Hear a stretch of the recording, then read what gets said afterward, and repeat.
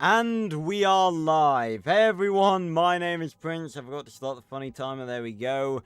And welcome back to the Legend of Spyro, A New Beginning, the Element Challenge. We're back for another week. I do briefly need to swap my headset over. Give me a sec. You guys should still be able to hear me. I just can't hear myself. Just tuck that under there and quickly find where the headset port is on my monitor. There it is. I found it. And that goes in there like that. Okay, definitely turn that down because that is like deafening for me. And we're back. Cool. Right. Ah.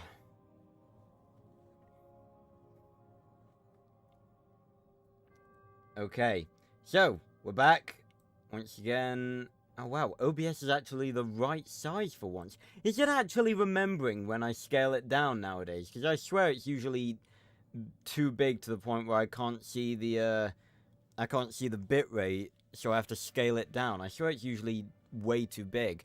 Anyway, we are back for another episode of another stream of The Legend of Spyro: A New Beginning. We're back in the Element Challenge. If you're unaware of what the Element Challenge is, basically we go through the game and we're only allowed to use the element that corresponds to the area that we're in.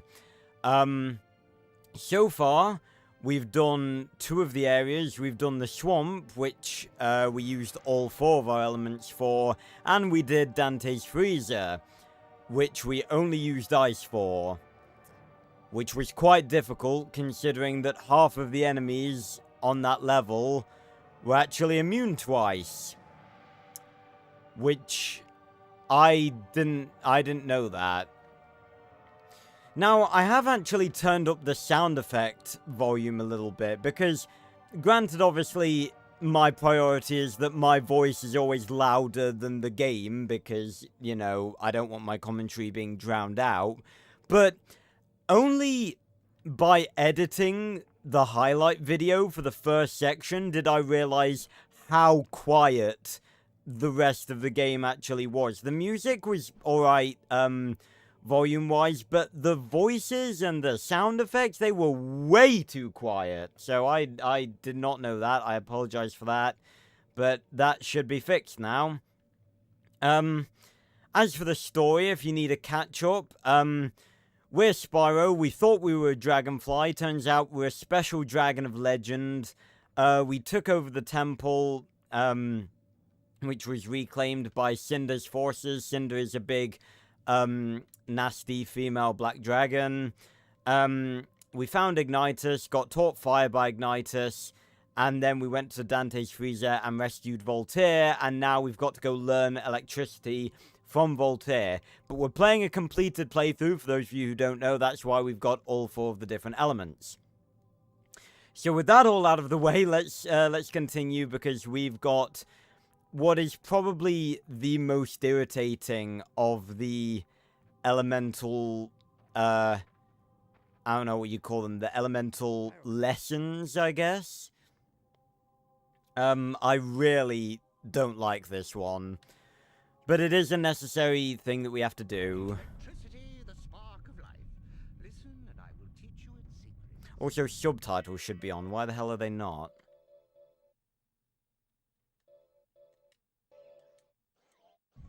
Okay, that was weird. It's weird, I think they were on when, I loaded in, because, I loaded in and I had to watch the cutscene again, and I'm pretty sure the subtitles were on then, so maybe that's just a part of the game that doesn't have subtitles. That's weird. Anyway. So, this is just a bit that we sort of have to go through, obviously. So we just gotta shock the dummies and throw enemies into... Yes, we gotta throw the enemies into the props. Should be easy enough. Oh, we did 2 in 1 there. That was actually quite cool. The concept. Excellent. I'm coming. The sort of annoying thing is that, unlike Ignitus, the other Guardians don't really talk when they're teaching you. They talk, like, if you get a lesson right, but Ignitus used to have a bunch of quotes. Ignitus has a bunch of quotes, like, just explaining what you're learning, basically. None of the other Guardians do. Bit of a waste, honestly, considering that, you know, they don't really have a lot of dialogue.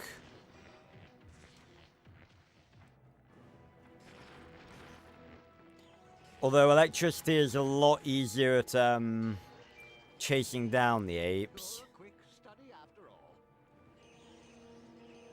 Over here. Right, back over we go. And now...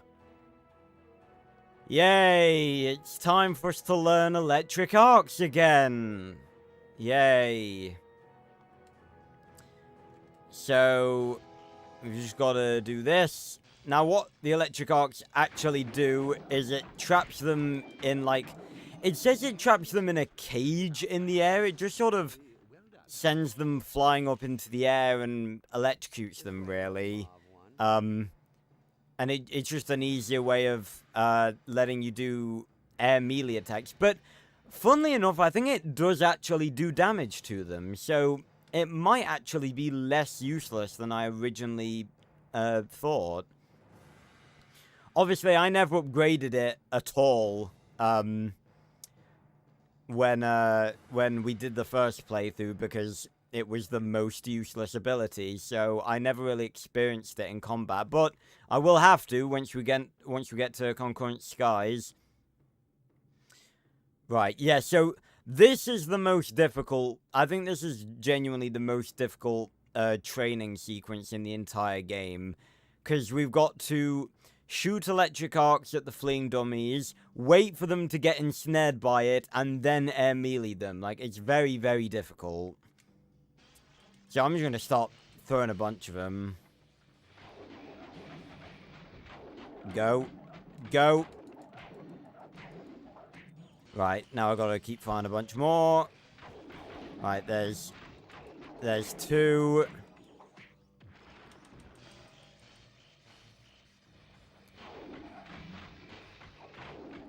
There's 3.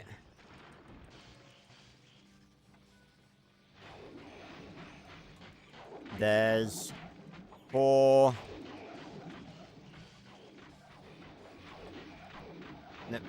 Nope. Okay. One more. Come on! Fucking...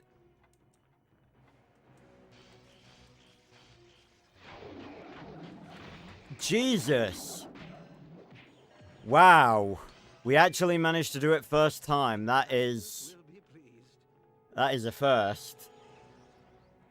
I'm genuinely not sure I've ever done that first try before. Oh, and see, just like that, we're pretty much done. Because unlike the first training session, we literally only have to learn the electric abilities because we've already learned all of the melee attacks and everything.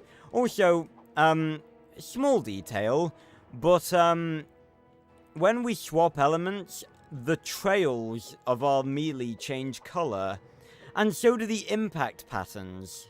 It's quite a cool detail. Right, so this is us learning the electric fury. See, we hit them, and there's like there's a different I mean, I can't really show a comparison here, but there's a different impact effect compared to everything else. We just do this.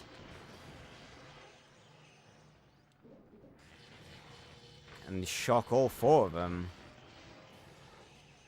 I tell you what, electricity is not as bad as I remember it being. At least, like, fully upgraded, it's actually, you know, it's pretty decent.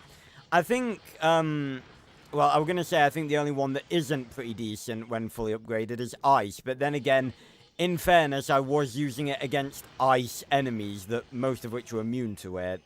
Right, here we go. Electric Fury! I love the way the Electric Fury looks. It's out of all of them, out of all of the Furies in New Beginning, it's definitely my favorite. Right, and that's the electric training done. Bingo bango.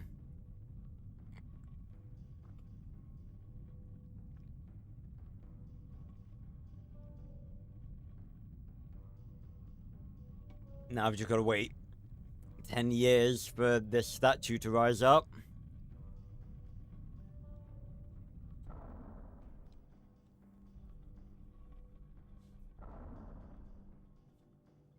Spyro. Cyril, the Ice Guardian, was taken to Tall. Alright, we've got our next destination. Must go there at once and find Yes, him. sir. Yes, sir. But if we see danger, we should run, right? There are times when all of us need to stand up to danger, young Sparks. Yeah, maybe next month, next summer, perhaps next year. Just go. Now. Yes, sir.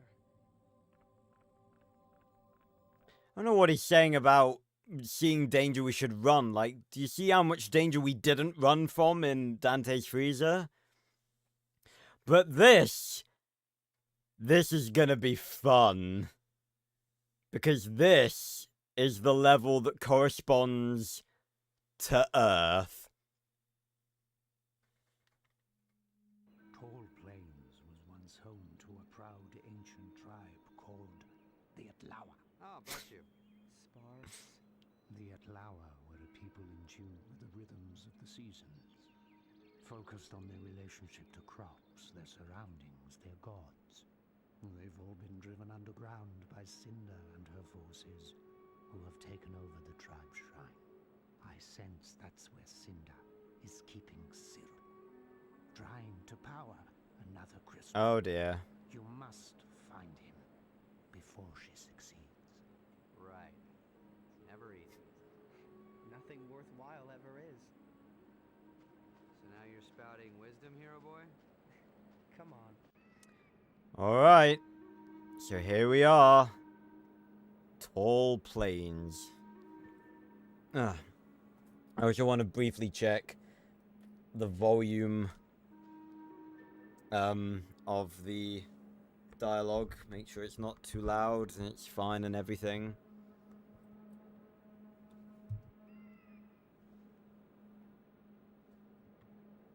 Ugh.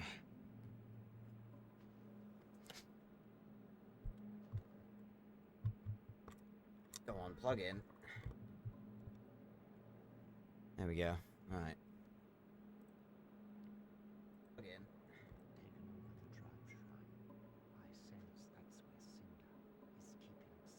Oh yeah, that's much better. Oh dear. You must find him before she succeeds. Right. Honestly, I think I could turn it up a bit more. Fuck it. Turn the SFX a tiny bit more.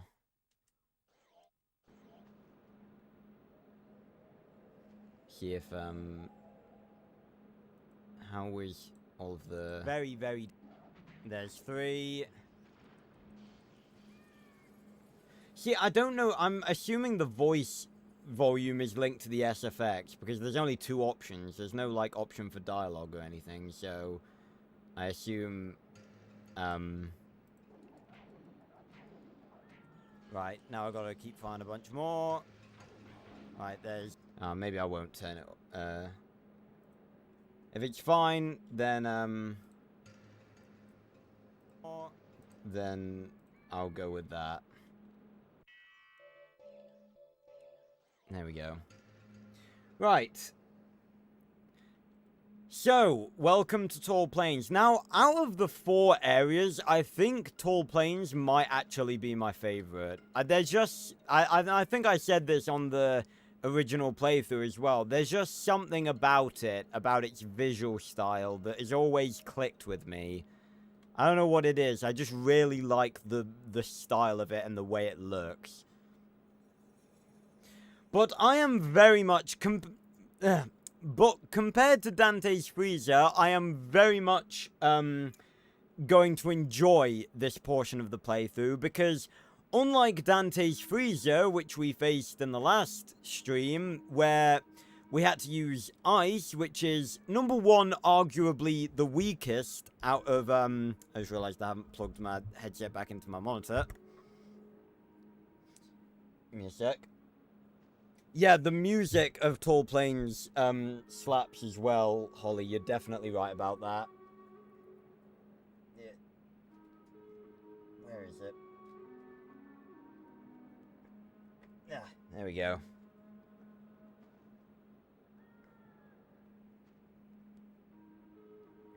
But yeah, unlike Dante's Freezer, where, number one, we had to... God. So sorry.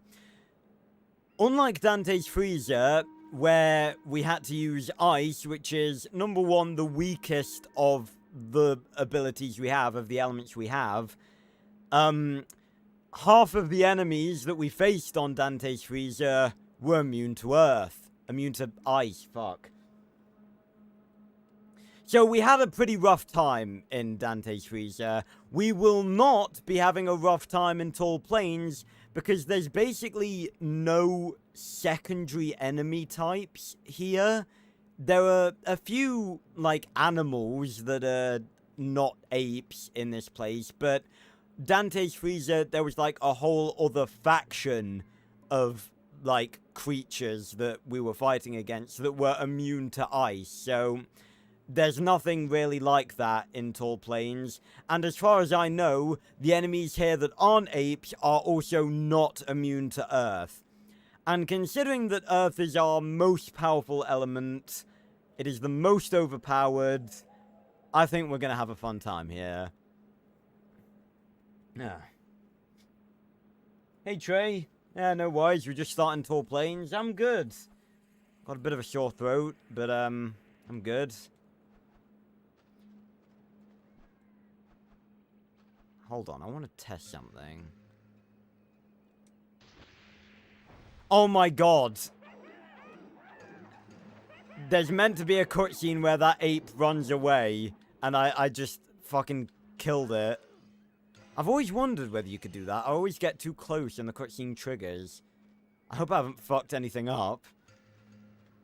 Because in the last stream, we had a bit of a glitch when a couple of apes didn't spawn for some reason, and didn't go through an impenetrable barricade that we needed to get past.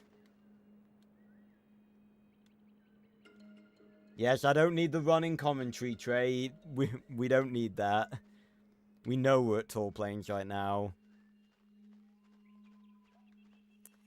Right. Hello. Goodbye.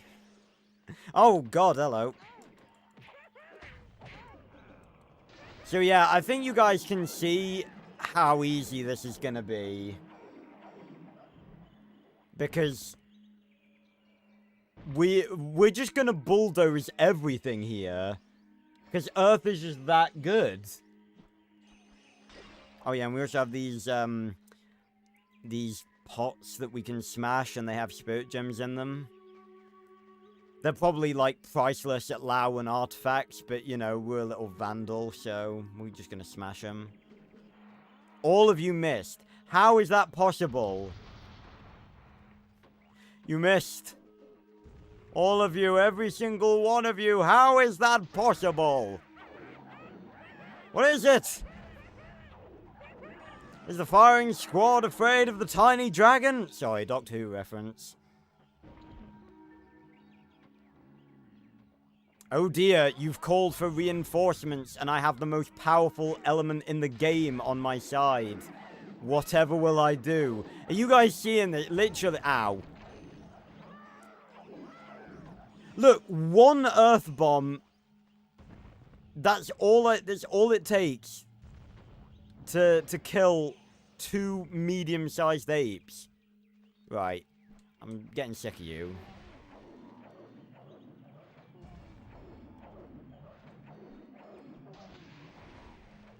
You kind of have to have, I think he's out of range of that one. God damn it. You kind of have to use 2 for the big ones.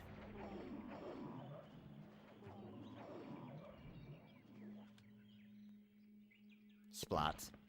Oh, I've just realized something. I haven't, my face cam and my audio is not actually in tune with, the game. Give me a sec. Slap that on. My audio might be out of sync just for a second.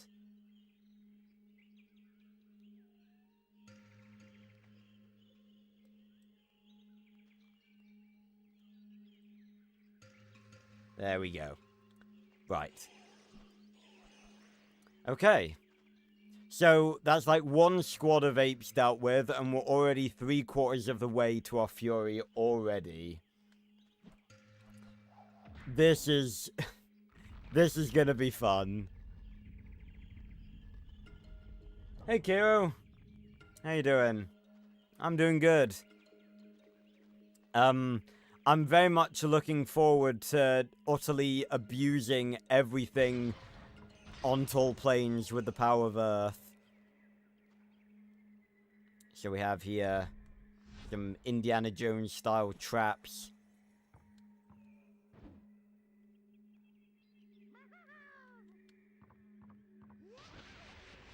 Ah, I missed. Yeah. Actually, I don't need to use the tornado, which actually isn't hitting. I can just do this. I can just do... Yeah. One shot. This is undoubtedly the easiest part of the element challenge. This was the bit, you know, this was the bit I was just like, oh, this is not going to be a problem. Just float down here.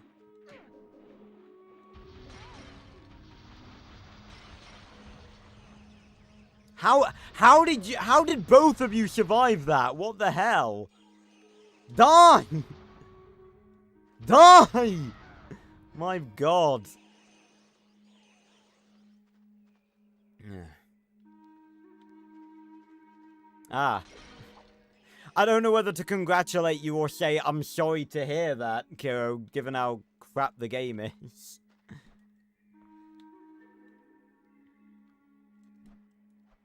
Well, I feel like if you had the chance to gain any power, you wouldn't choose just having these 4 elements. I feel like I could have just straight up used my fury on those guys, but I think that would have been a bit of a waste.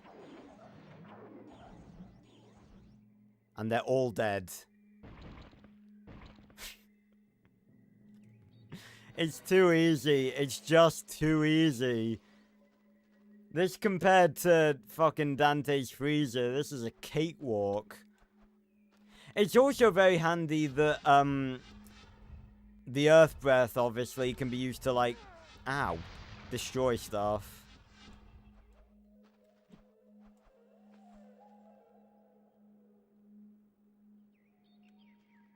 Yeah, I very much do like the feel of Tall Plains. Oh, what do we have here? See, the design of those cages, right, it literally looks like they can just walk out the side. Look at the gaps in those cages. Why don't they just, like, slip out the side? What are those? The enemy of my enemy is my friend. Does that mean what I think it does? Yeah, we've got to help him. Oh, brother. Here we go. Right. Get rid of them. Get rid of them. I'll just be, walking past these. Oh, excuse me, splattered ape. I was just trying to help. Well, the Outlawer and Kane need no help. Oh, just about to spring into action. Yeah, what are you talking about? He's just about to slip through those very large holes in the fucking cage. Anywhere. It's none of your business. Now move. I've got a tribe to save. Oh, you're welcome.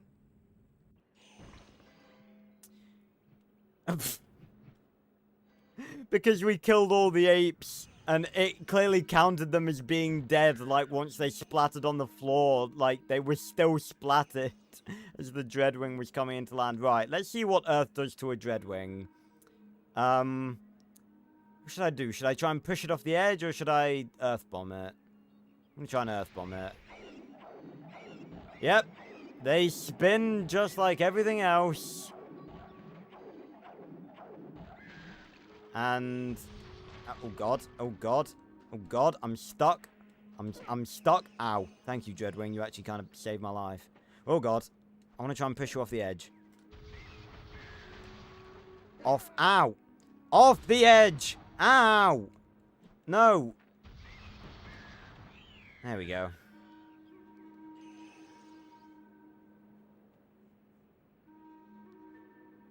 Oh yes, definitely, Holly. I got plenty of lore videos planned, mostly talking about all the different elements. I also want to do one talking about Pyro, because I promised I'd do one and never did.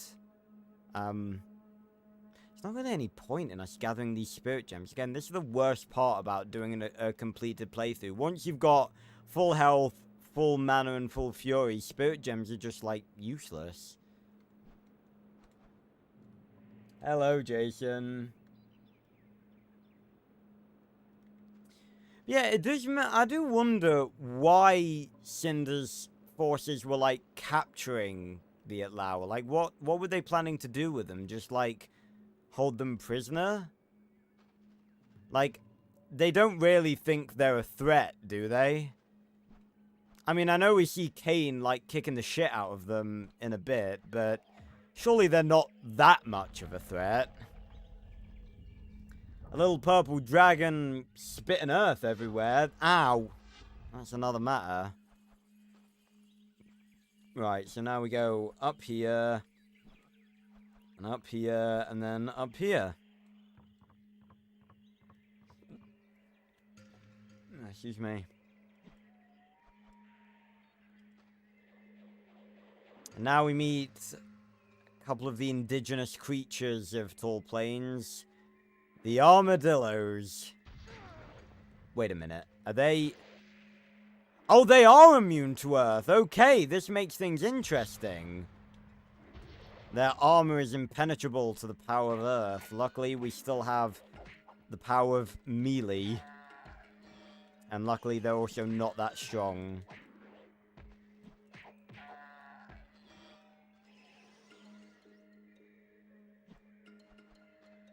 Right. Again, I'm just sort of holding onto this fury. Ow. So I'm sort of forced to use my, my melee against these guys. There we go. It did more damage against me than I thought they would. There we go. Ah, here we go. More apes. I'm gonna say, let's see how many we can get. Look how big that tornado is. That's like this high. Right. There's them taken care of. Jesus. Your barricades ain't shit. Ow!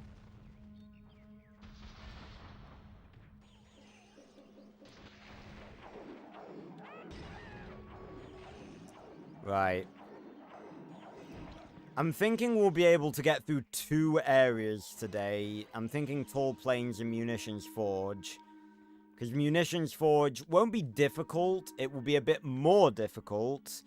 Because we'll be using fire instead of earth. But it definitely won't be as difficult as Dante's Freezer. If I did a long stream, like maybe a 4-hour stream, I could probably finish the game in, like, today, but I don't really want to do that. Right. Hop up here. Here, and let's go say hello to that, big ape that was up there. Where'd he go? Hello? Ah. So we have, more traps. Can we... eh.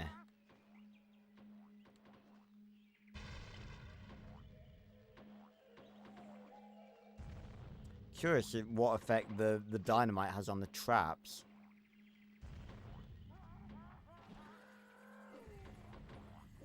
It practically... Ow.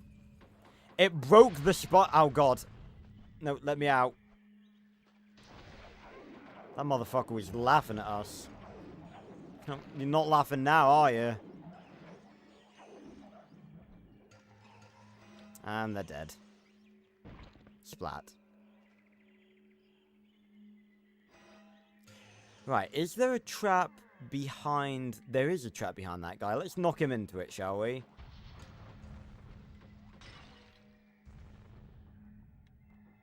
How are you alive? There were spikes down there! God damn it. Right, you know what? You can just stay down there. Oh, God. Fucking armadillos. Ow! They're the only creatures here I'm afraid of. Actually, there are other creatures. Now that I know that they're immune to Earth, there are actually some other creatures that I'm definitely more afraid of now. Because I didn't think the Earth immunity thing was going to be a thing. I thought... Because... Ah! And this is one of them. So we have here like an Earth golem. Now... Yep, they're immune. Okay, that's rather unfortunate. So we're going to have to rely solely on melee attacks. Ow. And, oh God, fucking hell. And our Earth attacks do fuck all to these guys. That is not what I wanted to see. At least they're pretty easily stunned. The ones at fucking Dante's Freezer, they could take all you could give. You could beat the shit out of them and they wouldn't even fucking blink.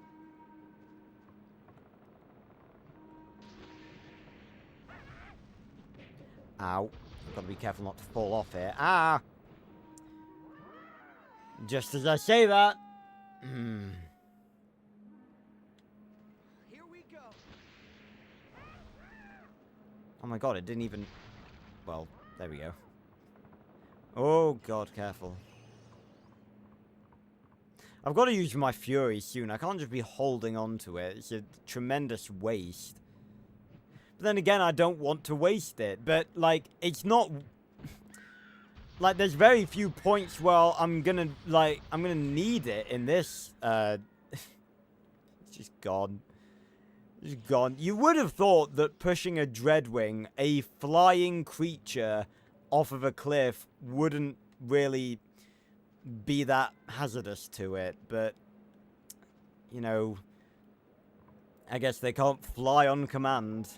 They gotta have, like, a run-up or something. Their wings are just useless if they don't, like, launch themselves. If they didn't oh God. You know what? Got a point, is any? Earth Fury! The tornadoes don't even hurt them. But the rocks do. There we go. Now we have a use for it. Oh God, there's another one. Ooh! But I can knock these guys about. Off you go. There we go. Okay. See, this is, I find it funny because I was talking about electricity in the last stream and how it's useful for, like, knocking enemies off of cliffs because you can drag them and stuff. For this challenge, obviously, we're going to be using electricity in concurrent skies because that's the area that corresponds to electricity. But that area... I swear to God, is like the only area that is like the area that has the least amount of places for you to drag enemies off of like cliffs and stuff. Like Dante's Freezer had plenty of cliffs. Tall Plains has a lot of cliffs. Like, there's the reason it's called Tall Plains. It's just a bunch of like... I don't even really know what Tall Plains is supposed to be. I'm guessing that it's like... We're above the clouds right now, so it's just a bunch of, like, mountaintop forests and stuff. You know what this actually reminds me of, funnily enough? Stormhawks. Because that's like the cloud layer down there. So these are all not floating islands, but they're like mountaintop islands above the clouds, I guess. Tall plains is canon to Stormhawks. Confirmed. Oh my god, I actually hurt one of the Dreadwings. I was wondering if I could do that. Oh!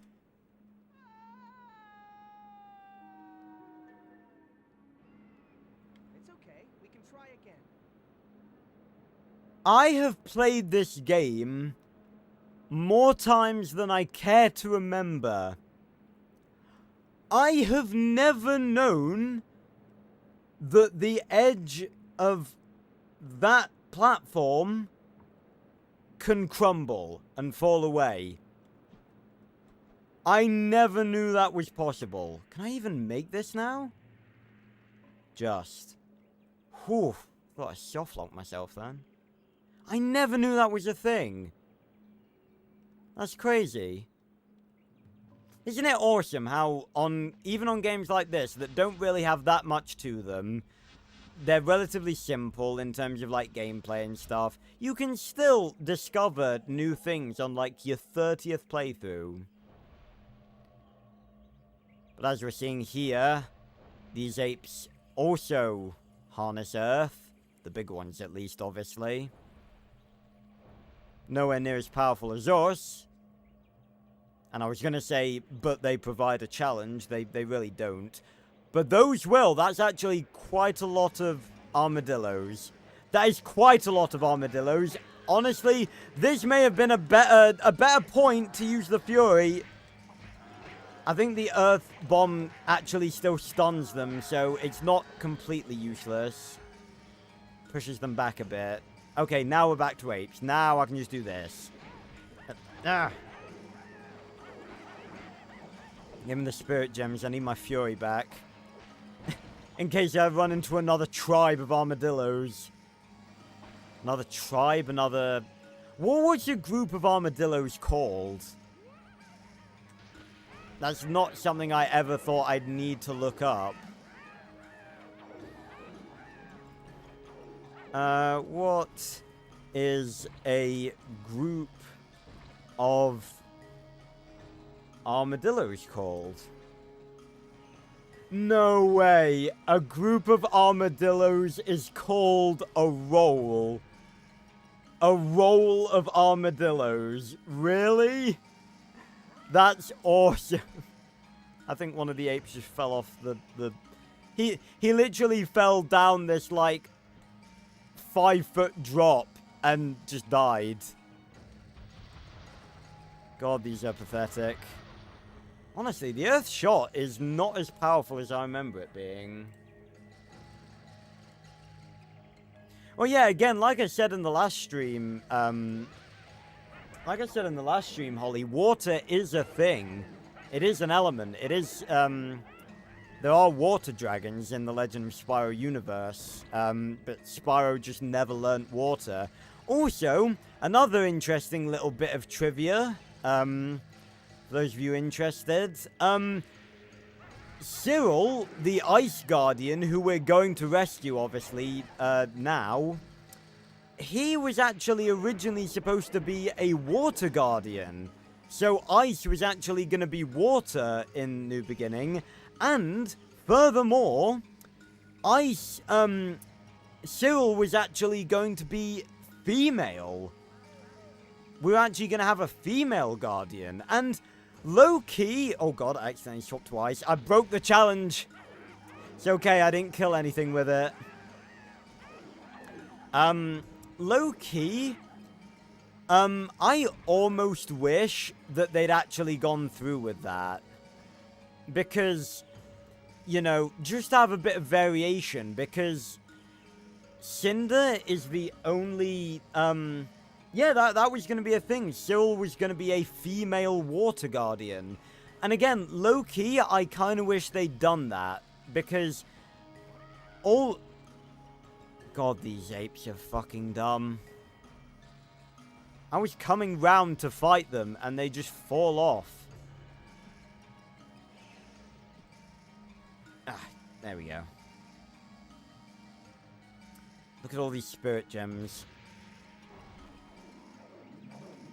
Spirit gems that we do not need right now. But yeah, I honestly kind of wish they'd have gone through with that, because due to the fact that,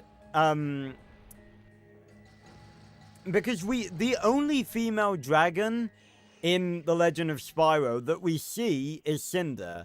She's the only one, and if we'd have had another female, if we'd have had a female guardian, that would have, first off, broken it up, and so it wasn't, you know, all males, and number two, you know, we would have had another female dragon.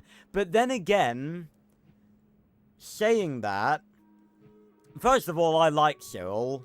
And second of all, I think Cinder being the only female dragon actually makes her more unique. Like, it gives more weight to her presence. Like, all the other dragons we've seen are male, but then there's this ultra-powerful, like, female that is, like, hunting us down. And I kind of like that idea, I'm gonna be honest. So, I don't know. I wouldn't have been opposed to ice being replaced by water, but again, I also like ice as well. I think ice rather than water fits The Legend of Spyro a bit more. And I'm also kind of curious as to what water would have looked like ability-wise. If Jared ever makes your turn to DeviantArt, maybe you could tell us.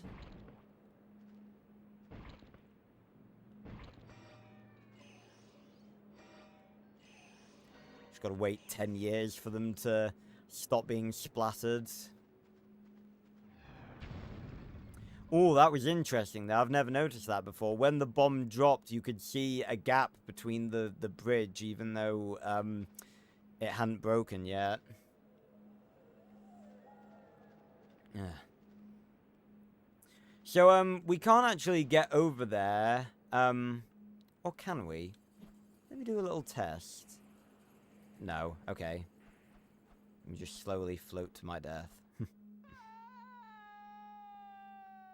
I was originally thinking in Dante's Freezer, like, maybe I could do this without dying. I threw that out the window completely with Dante's Freezer. And here.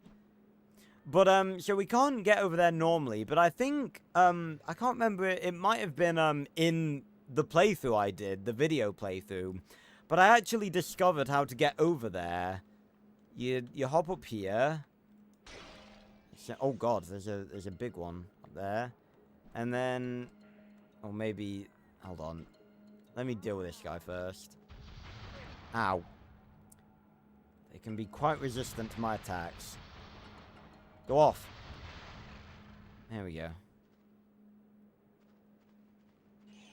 Oh no, here we go. So, we go up here. Pot for you to break. Go up here. Go up here. And then I think, from here, yeah, we can glide down like this. You know what? Just because I'm barely using the Fury, I'm just gonna have a little fun here. Wait a minute. Let me try something. If I do it this way... Oh, I can see Spyro's front-facing profile when he does the Fury. I never knew I could do that.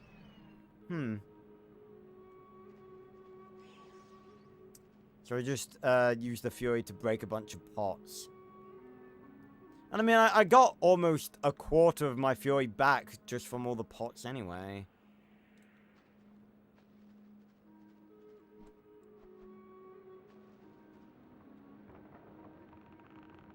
Over the bridge. To a little, bunch of crop fields. Again, I really do like the design of... The water wheels to move ahead. Well done, Spyro. Oh, it's never easy. I mean, it's not like you can fly.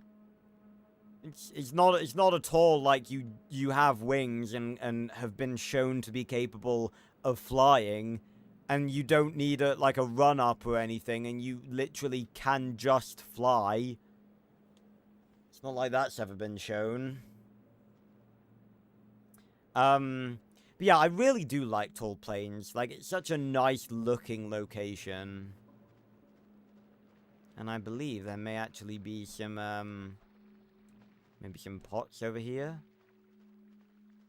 Maybe?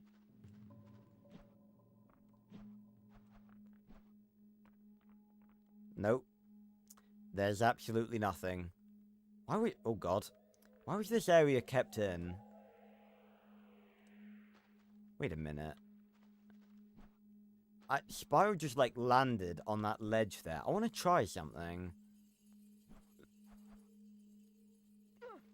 Oh, come on, Spyro. You can't tell me that did fall damage. You have wings! If I go, like here... He, like, landed on a ledge for a second there. Ugh. I should stop trying to break the game and just get on and keep killing things. Oh, you can see, like, the sprites, I guess, for the foliage, for the crops spawning in and disappearing as we go further away. That's a very classic video game technique, where obviously if you're further away, you can unrender stuff that isn't like immediately close to the player to save on like processing power and stuff. Usually in modern games, they just make them lower quality, but obviously in this, you know, it's not very high quality by default, so, you know, there's... Oh, God. Ready to... Oh, God. Ready for me to Ah, God. Ready for me to one-shot this turret? Bam. It's just that easy. Did I only get one gem from that? Come on, that's a rip-off. Eh. Oh, God! The armadillos. They were waiting. Bam. Wha-bam. Wha-bam. And you can see as well, with Earth, there's a different, there's another different, like, impact effect. It's very difficult to see in motion because it's so quick. Oh yeah, Holly, we all do, obviously. But that's the thing, and this is the thing, right? This is the thing about Legend of Spyro. A lot of the franchises I cover, they ended too soon. Like, Arthur ended too soon. Max Steel ended just as it was getting really good. Let's see, what else? Dinosaur King, I wouldn't say... Dinosaur King sort of, like, I feel like we just wanted a bit more from Dinosaur King. But I'd say that Season 2 was a decent, like, finale to the series. But most of the franchises I covered on the channel have unsatisfying finales. The Legend of Spyro is actually, I think, the only franchise that I've covered that actually has a satisfying ending. Like, I genuinely would not even want another game, like, following the events after Dawn of the Dragon. Like, you can call me crazy for that, and, you know, anything would be better than nothing. But I genuinely think that Dawn of the Dragon was a good enough conclusion that we don't need another game. If anything, I think what we need from a new Legend of Spyro game is a prequel about Malefor. Give us a trilogy of games focused around Malefor and his descent into darkness. Because Malefor was learning all sorts of elements from the Elders back in his day. So, give us a... Ugh, there's a fly. give us a trilogy of games focused around him, because that's the thing, right? All of the unanswered mysteries that we have about the Legend of Spyro is in the past of the franchise, like, not really the future, which is not usually the case with a lot of franchises. Like, most of the time everyone's thinking about, like, oh, what happened after? Like, with Arthur, like, what happened after Arthur 3? Did Arthur, like, go back to the Seven Kingdoms? You know, did he reunite with Selenia? Yada, yada, yada. Same with Stormhawks. Like, I haven't watched the Season 2 finale yet, obviously, but, I know it ends, like, pretty much right before they were, like, about to open up the world for them to explore. Oh, God, I did wonder where the rest of the armadillos went. But, as for Legend of Spyro, like, all the mysteries are in the past. Like, all the stuff we don't know about is in the past. So we need prequel games, not rather than sequel games.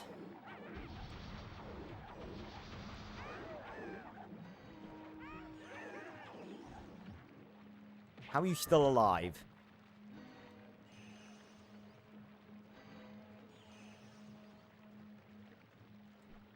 So yeah, give me a Malifaux prequel trilogy. Or even just a game. I think you could probably just do a game.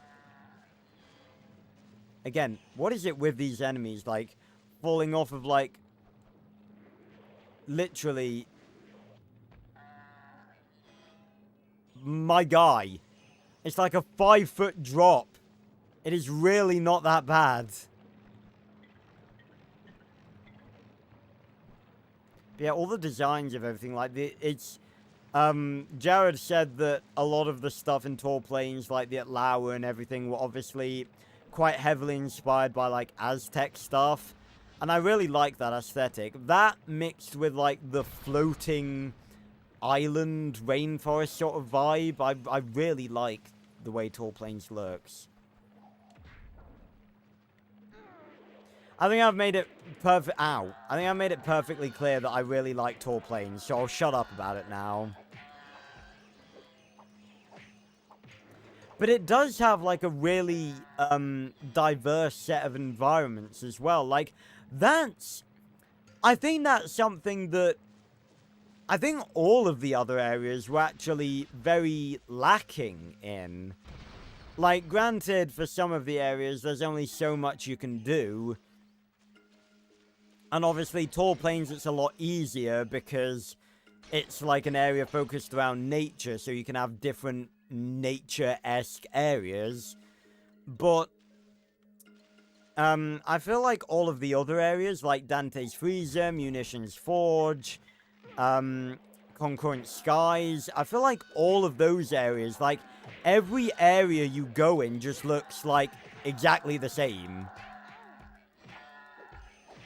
Like, I was talking last stream about how, like, Eternal Night didn't have very good environment diversity, like, between the different environments.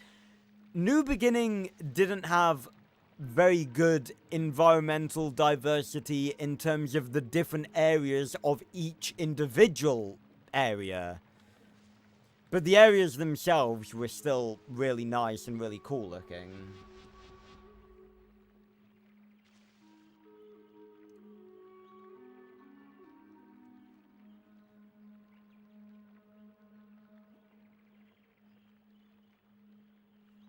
Ah, that's nice. Bam. And there we go. Oh god, more armadillos. Only 2 of them? We had like 5 from the other Switch. I was literally going to make the point that they're like, they're increasing in numbers. Right, bam. Oh wow, that didn't hit it. That didn't, oh well, it did hit it, it didn't kill it in one. And bam. God, ow, ow! Fuck you.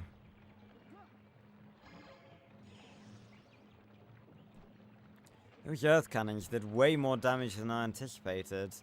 Right. So now we've got 3 of these guys. Again, it's not that bad because they do get stunned pretty easily. Just dealing with them all at once. I'm stuck. Ooh, that was close. Yeah, they do not get damaged by earth. I'm stuck again.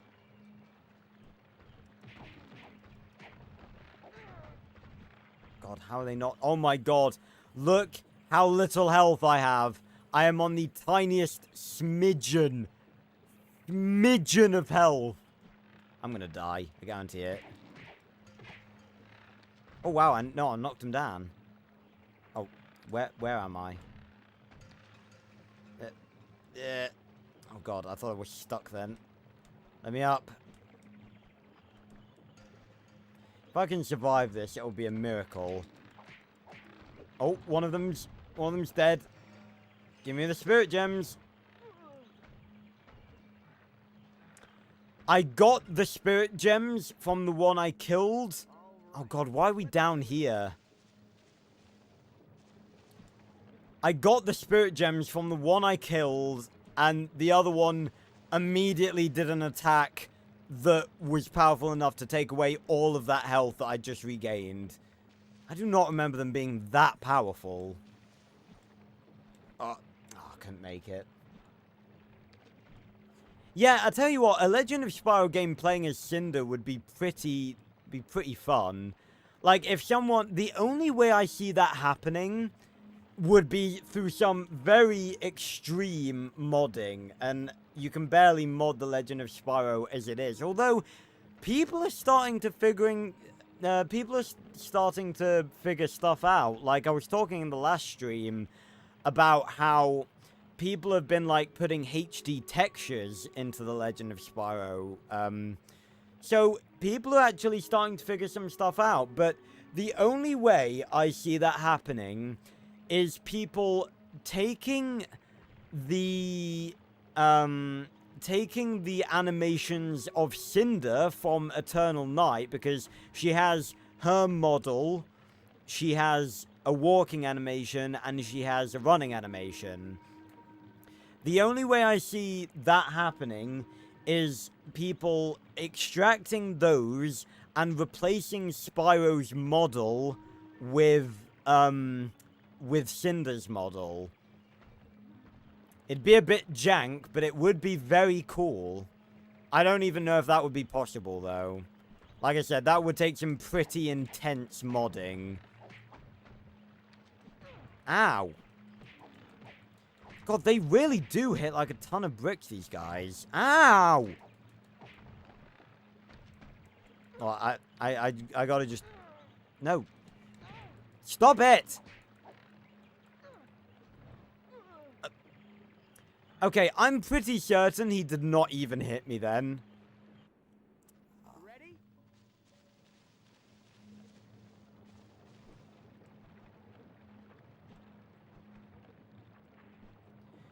Yeah, it'd be such a simple... Well, not a simple thing to do, but just a simple thing, like, if they got it working. It'd be such a simple change. But literally, if you did that, extracted Cinder's model from Eternal Night, along with her animations, and, like, replaced Spyro's model... For God's sake, I should have been able to make that. Replaced Spyro's model with Cinder's model, and maybe, like, recolored the breath, like, textures so that they were, like, dark versions. And maybe give us, like, some new symbols for the elements. That would genuinely be, like, I'd love that. Again, it'd be such a simple change, but I'd love that. It'd feel like a whole new game. And maybe get, like, a voice actor to, like, record some new, like, Cinder lines. I keep forgetting that I can bloody air melee these guys. I'm just used to the enemies from Dante's Freezer and not being able to. Right, we got one more. Oh god.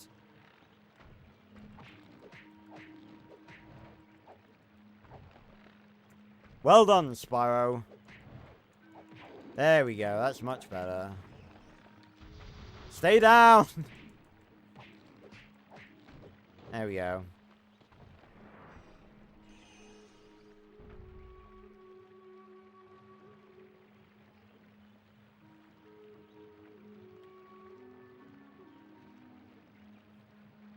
Is Spyro 4 even gonna be a thing? I don't think it was.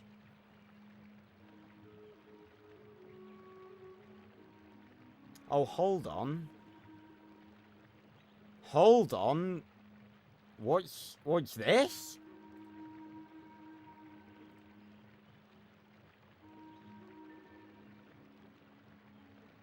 Wow. In a new video, hold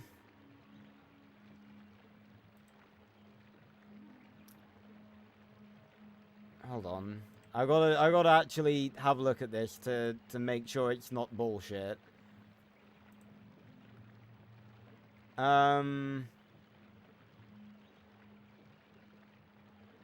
Okay, so Toys for Bob have got all of their Spyro and Crash games on their portfolio, and they're teasing a new game, and it's purple.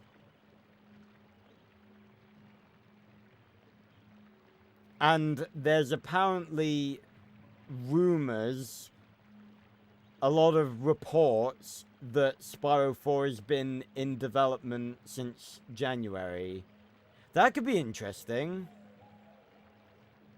It's funny, it says here, Spyro hasn't had a mainline entry since 2008's The Legend of Spyro Dawn of the Dragon, the third of a rebooted trilogy.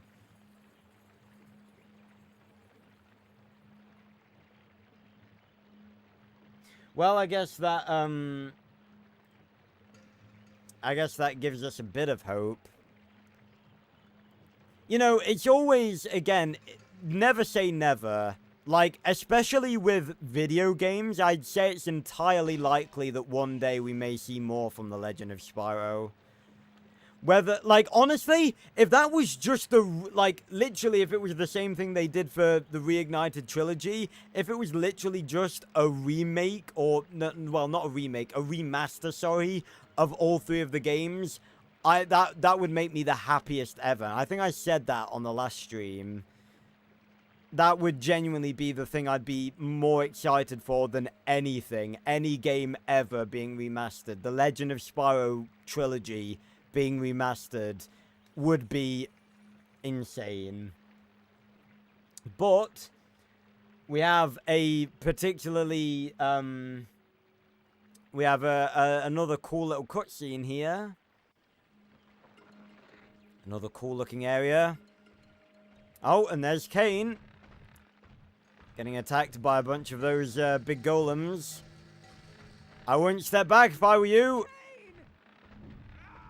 And he's gone. Honestly, he needs to be more aware of his environment. And he's floating towards a cliff. You gotta do something, and fast. And there we go.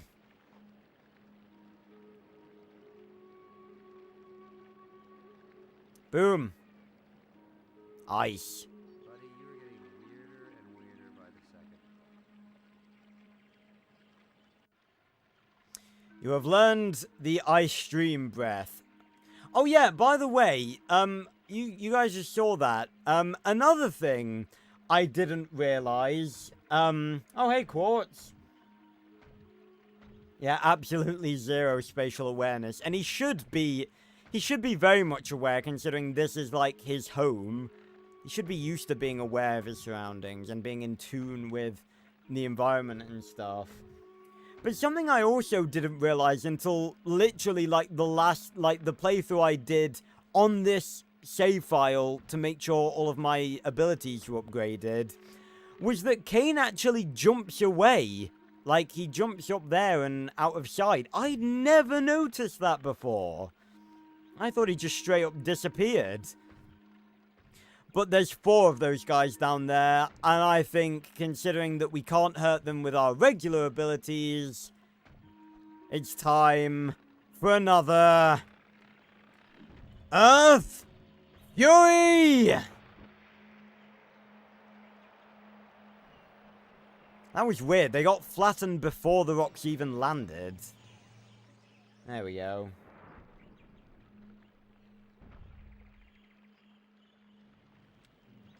Bam. How much did we get back? Ooh, not that much. I'm alright, Quartz. How are you? Good to see you, back on another stream. Right. So yeah, so this is where, in the main game, obviously, Spyro learns ice, but we've already used ice very lengthily, and it was very painful in Dante's freezer. So we're going to keep using Earth, obviously. Yeah. Couple of hidden spirit gems over here.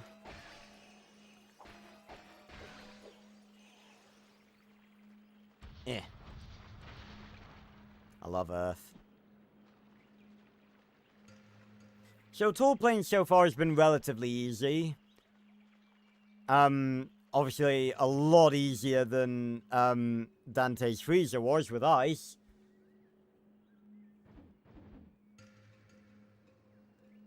I'll just take a drink.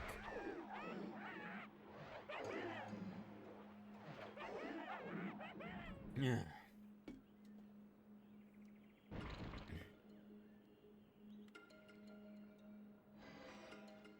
There we go, and they're dead.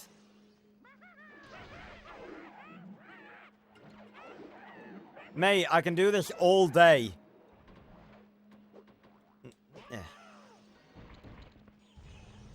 I can literally do this all day.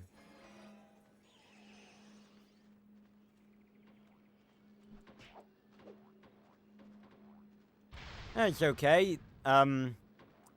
Obviously, you know, we're all people with their own stuff to do. You know, I don't blame people for not being able to attend streams. I'm just happy when you guys are here.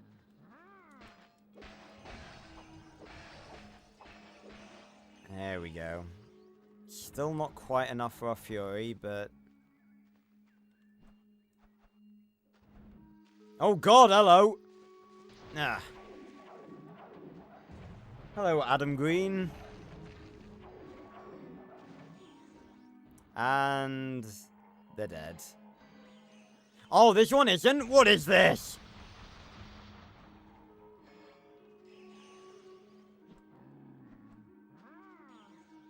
Oh, nice. Good to see, a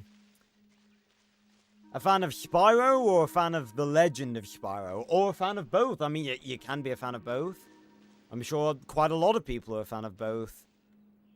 Right, there's some more spirit gems down there, but again, we don't need them because we've got full mana, full breath, full fury, and we don't need any experience. Bam!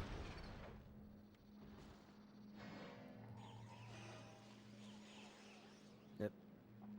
You're not allowed to still be alive. Ow.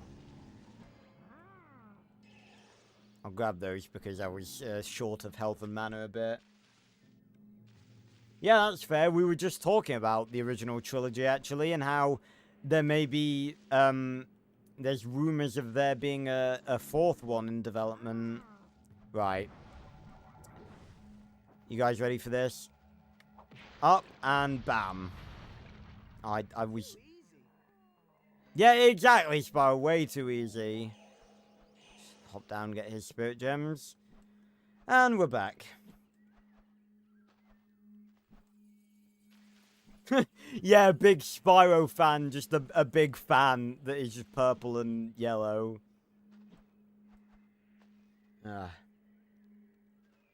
Yeah, again, I wouldn't really care if there was an a 4th in the original trilogy. I'd be happy for the people, obviously, who grew up with it and who wanted it. Oh, look at that. What happens if I... That's nice. Oh, hello.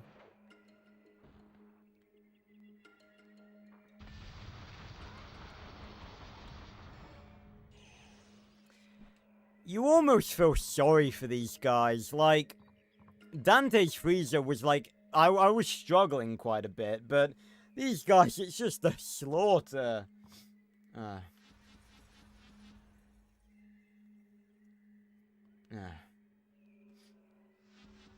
Yeah, Dawn of the Dragon... Again, Dawn of the Dragon, I'd say, is definitely the worst gameplay-wise of the trilogy. But then again, I haven't played it in a very long time. So, I'm thinking, like, my dislike for it may just come from the fact that it's a different style from the others.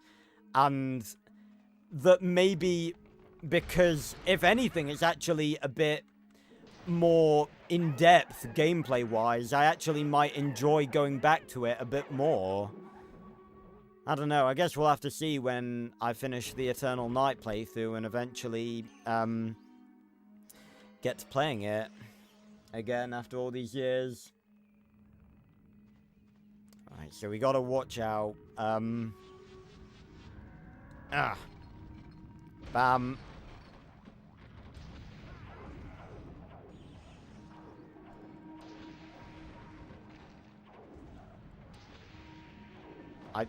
Oh, I thought I missed then for a second. Like, how did I miss? But yeah, you were right, Trey. Kane is just like... I don't know what Kane's problem is. Like, he... Like, even if, like, freeing him from the cage, like, you could argue that, like... It, like, maybe he... Well, he didn't really have a right to be angry there. Like, we did full-on save him, but... That part there, with the ice, like, we full-on saved his life there. He was about to fall off a cliff, and he was just like, fuck off. He did fuck off. He just, like, jumped out of there. So I don't know what his problem is.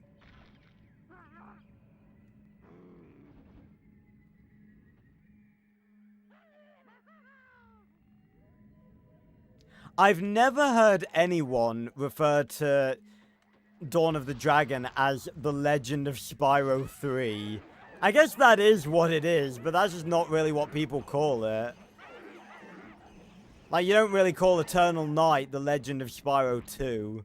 It's just Eternal Night, or you just call it the Legend of Spyro the Eternal Night. I genuinely have never seen anyone, like, refer to these, like, by their numbers.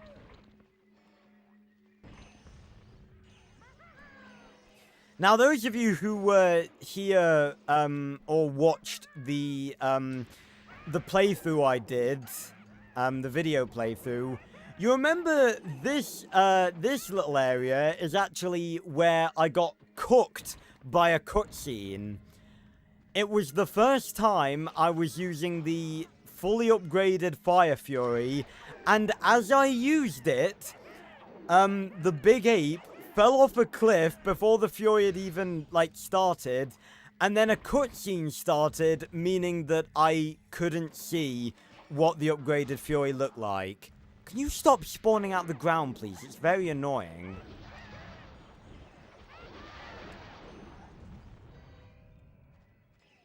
So yeah, that was a bit annoying.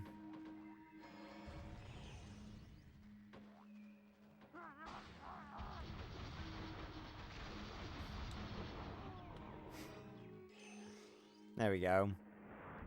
So yeah, this cutscene started basically right when I turned the Fury on, when I started doing the Fury. And yeah, it cooked me.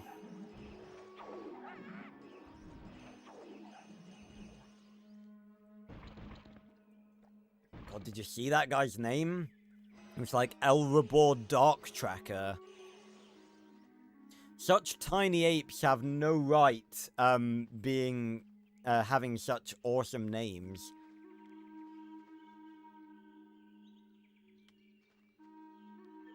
You didn't like playing as Spyro in Skylander? I thought he was a pretty decent Skylander. I also had Dark Spyro. It was pretty cool. He was pretty rare back in the day. I'm trying to remember what area comes next. Yeah, it's this one. Another cutscene. So weird seeing You again? Cain fighting the Get outta apes. here and leave me in peace. I'm the boss here, nobody else. Boss of what? You're all alone? Only until I kick these bums out. Yeah, you and what army? I can't stand here chatting with purple dragons and mosquitoes. Hey, whoa, who you calling a mosquito? Besides, it's not safe for you here. Bro. Oh, concerned about our welfare now? No need. We can take care of ourselves. Yes. Anyway, we need to get to the shrine. You'll never make it. You're welcome, by the way, for saving your life. Arrogant bastard. I got to refresh. It's been a long time since I played. Oh, I don't think I ever played as Eyebrow. Oh, he was one of the giants, right? That would be why then, because I never played Skylanders Giants. I only played the original and Trap Team. I didn't play either of the ones in between, and none of the others since. Yeah, I mean, personally, like, even I wasn't exactly like a, I wasn't a Spyro main in Skylanders. If there was anyone who I mained in Skylanders, it would probably either be Prison Break or Trigger Happy. I loved Prison Break. Fully upgraded him and made his beams gold. It's really cool.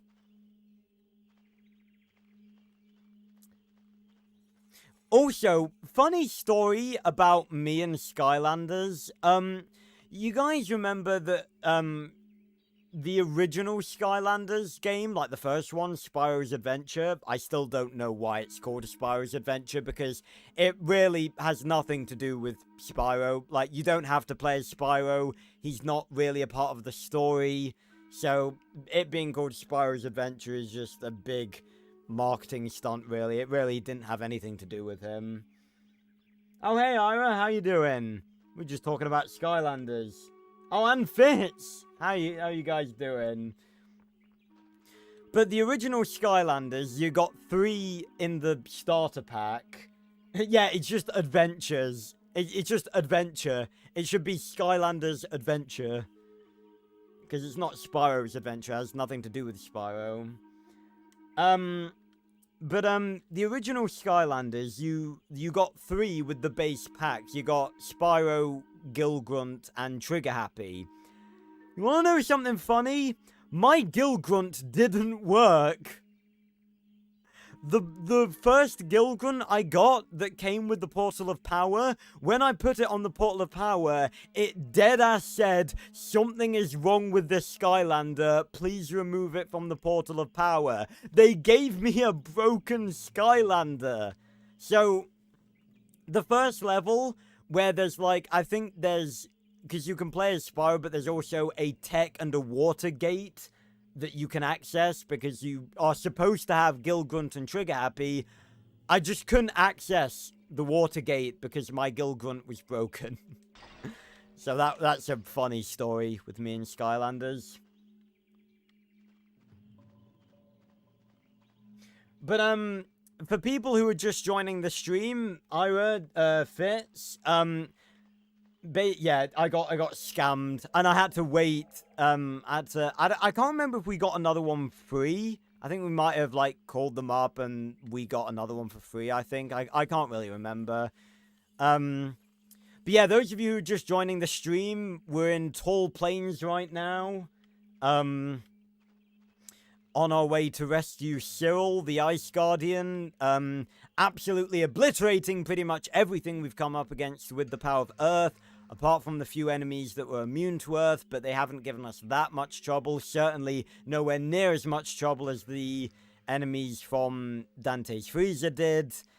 And we've also met Cain, who is an Atlawer, who's basically an anthropomorphic llama tribesman. And he's an asshole, basically. So, we carry on. So, we need to get these doors open, because there's some stuff in here we need.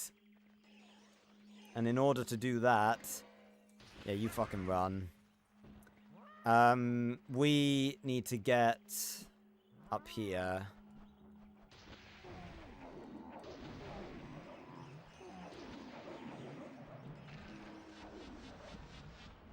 Bam. Bam. Eh. So there's one of the doors open. And inside there, we have some balls. Sorry. Climb up. We need to open up, both sides, because there's, Yep, the game is telling us we need to put the balls in the holes, so to speak. And, to quote myself from the playthrough, if there's one thing I can do, it's put balls in holes. Sorry. Right. And they have faces on them. So there should be one. Yeah, there's one over here.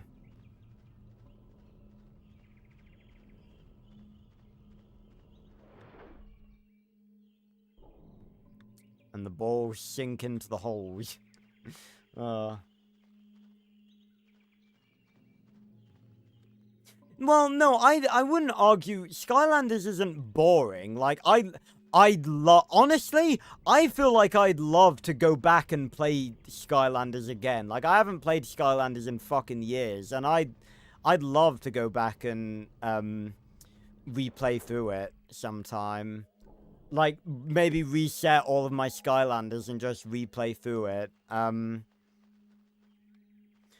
But I'm just saying it was sort of deceptive to market as Skylanders Spyro's Adventure because it wasn't anything to do with Spyro. But Skylanders itself was good. It was just deceptive marketing. It wasn't like a bad game or anything. Right. Oh, nice, Quartz. Look at you go. Is there one? No, there's not one over here. I think there's one over here. No? Okay. Yeah. The balls are hard to control. No. Get out of here. Oh my god! There we go. Alright, maybe this way? There we go. There's one.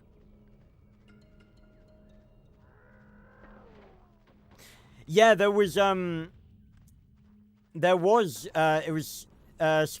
Imaginators. That was the one where you could make your own Skylander. Thing is, I feel like they did that, like, far too late. Like, at that point, like, no one gave a shit about Skylanders. Splat. Right, so that's 3. Where's the 4th? Is it over here? Or is this where... Oh, no. Here it is. Give me the last ball. Yeah, you see, that's what's confusing to me. Because they try to, like... Oh, I've gone the wrong way, haven't I? No, I've gone back into the place where I was struggling to get it out of.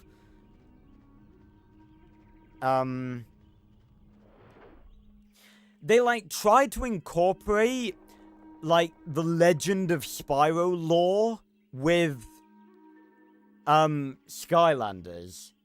Like, they deadass said that Cinder, who is obviously a Legend of Spyro character, in Skylanders, was taken as an egg and corrupted by Malifaux. Like, she's deadass the same Cinder.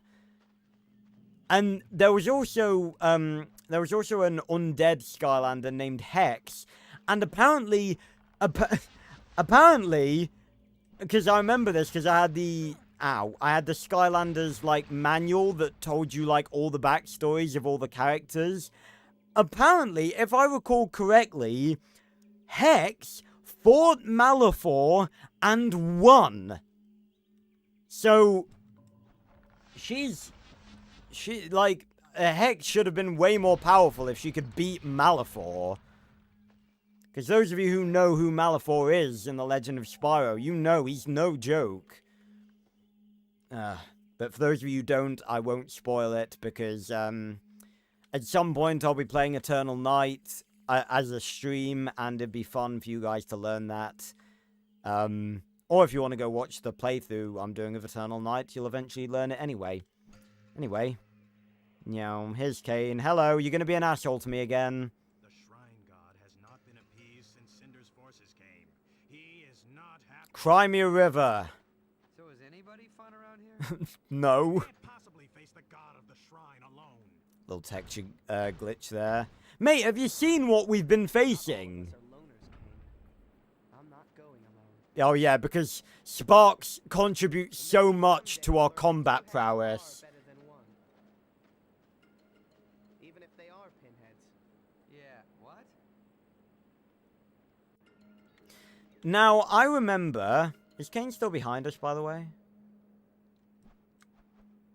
I don't know. I didn't really see. I feel like he is. Maybe. I don't know.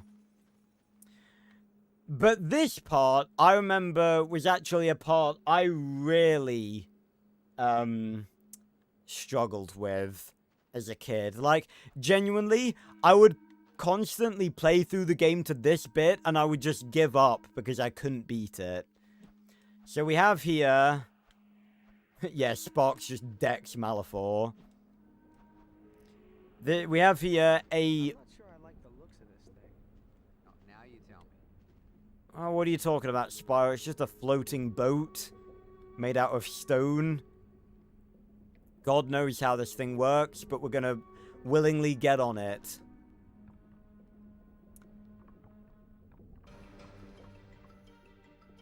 Off we go. Our maiden voyage begins. So here, oh dear! Okay, we can't use the earth bomb here, because this is a moving, oh, this suddenly got a whole lot more difficult. I was about to be like, oh, this is gonna be easy.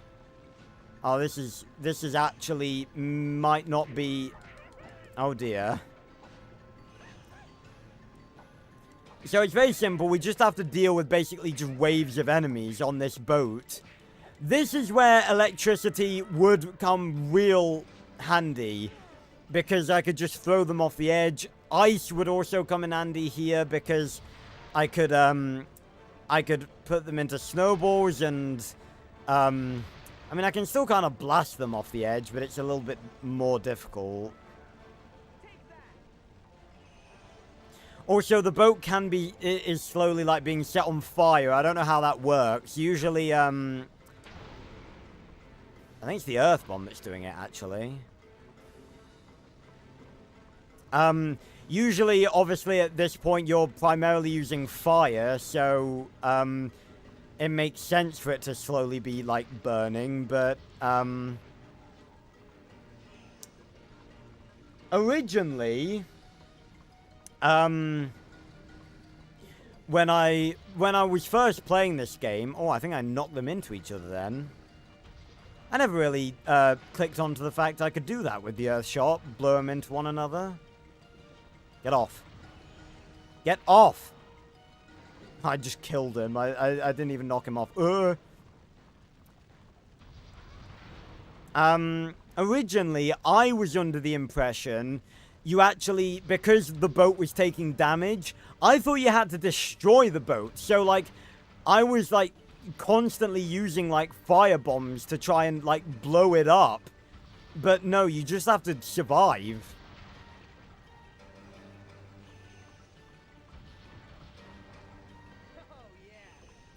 Right, so that's the medium apes done. You can guess what comes next.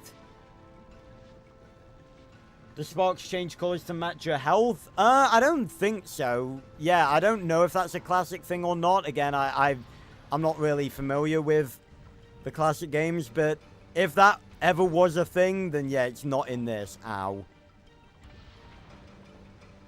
Get off the edge. There we go. There's one. Oh, gotta be careful. Get off the edge. Oh god, there's another one. Ow. Don't get knocked off the edge, Spyro. Oh my god, we're almost here already. Ow. Fuck it. Oh, no way! We were right there! Oh, for fuck's sake.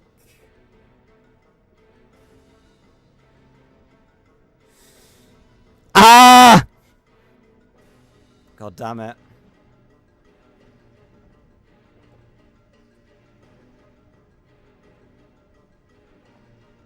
Oh, I'm gonna have to go get another drink.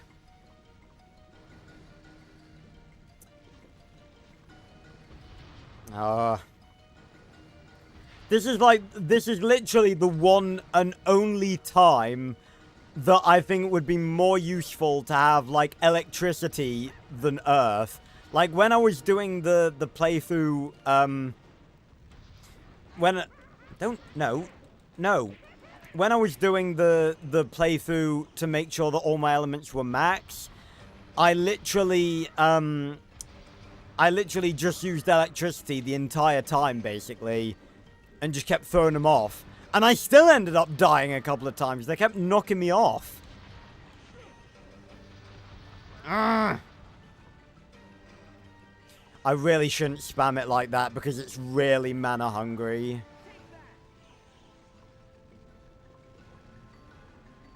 Yeah, insert Darth Vader's. No! I can't believe that Earth bombs don't work here. It's because it's a moving object and they have to be, like... like, Earth bombs don't work on moving objects. It's because of the weird physics engine, I guess, that they used to make this game. Oh god, I'm out of mana. Fuck. There we go. But yeah, so, I originally thought that you had to destroy this, this boat. Which, in fairness, for, like, given I was a kid, I don't think that's an unfair assumption to make. Considering that it is taking damage. Or that it took damage. Off the edge.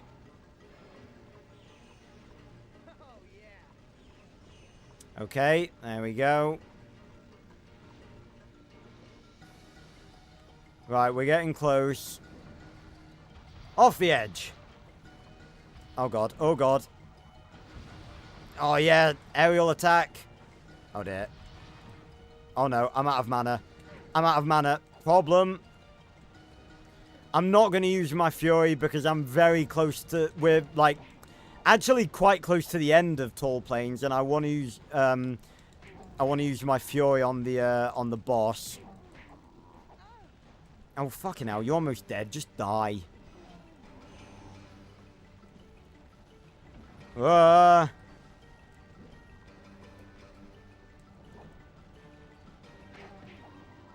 Where's the end? We're close. I just gotta not get, like, knocked off or anything. Ow.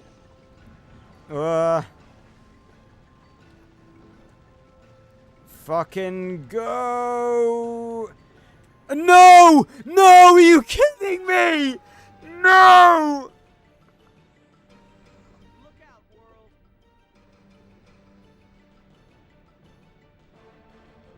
I can't believe that just happened. I cannot believe that just happened to me. Oh my god. For God's sake. I'm such a fucking idiot. I was right there. I was right there! Son of a bitch. Ah.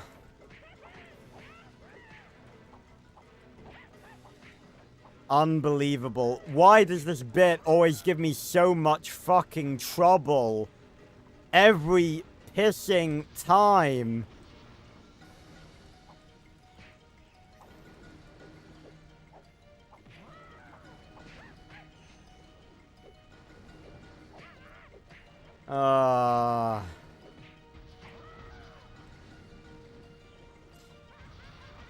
This is painful. Ow. Ow. Okay, now it's not even funny. Now I'm getting beat up by the small ones. Theoretically, if I just get... I should have just waited, honestly. I should have just, like... I'm pretty sure that's where we're trying to get to over there. We just gotta wait.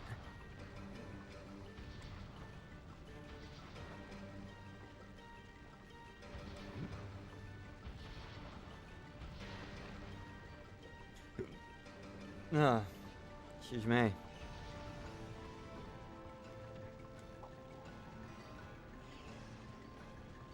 Oh yeah, something I didn't point out, about the apes. I mean, I sort of talked about their designs in the last stream, but one thing I didn't really point out is that they have different outfits for, like, each area. Like, I get the, like, in Dante's Freezer, they had, like, woolly coats and stuff, which, you know, makes sense to help them deal with the cold. And in the swamp, they had, like, rib cages as armor and stuff. You know, they were making use of... They were making use of the surrounding, you know, the available resources. And in Dante's Freezer, obviously, they had the woolen coats. But is it really necessary for them to dress themselves up, like, in tribal paint and stuff? Like, I don't see why this is necessary. Also, I'm pretty sure they have, like, really weak armor. Like, you wait till we get to Concurrent Skies and we see the ones at fucking Cinder's Fortress. Like, they are stacked. Like, they have proper armor. I mean, they don't have any more health. It's just a visual thing, but... Like, I feel like, why do this? Just, like, they are literally desecrating the cultures of wherever, like, whatever species lives wherever they invade. Why did they feel the need to get into, like, area-appropriate costumes? Right. I'm gonna wait until we dock. See, I didn't even need to fight the big ones. I could have just waited. And now... this... is our stop. I'll see you guys later. Well, that was fun. No, it wasn't, Sparks. No, it wasn't. Let me also,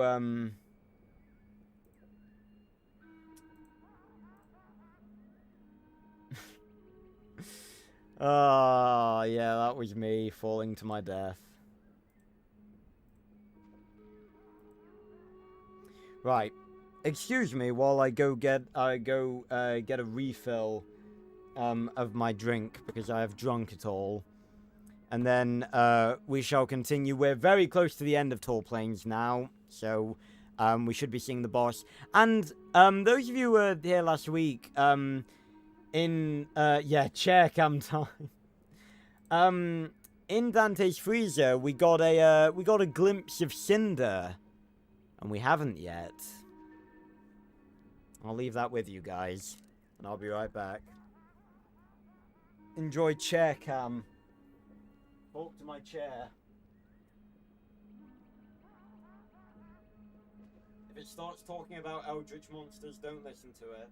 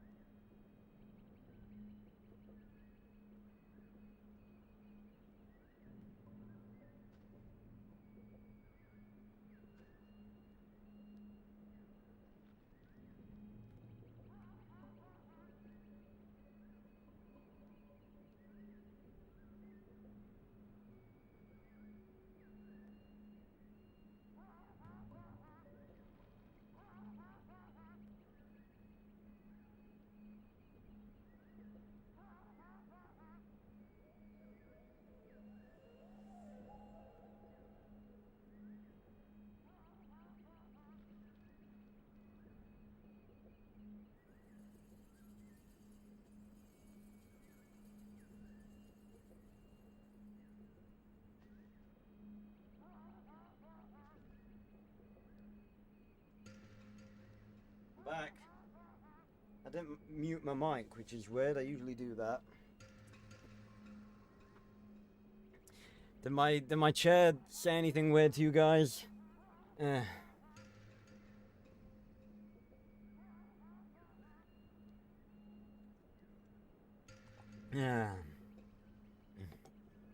Right. We are back.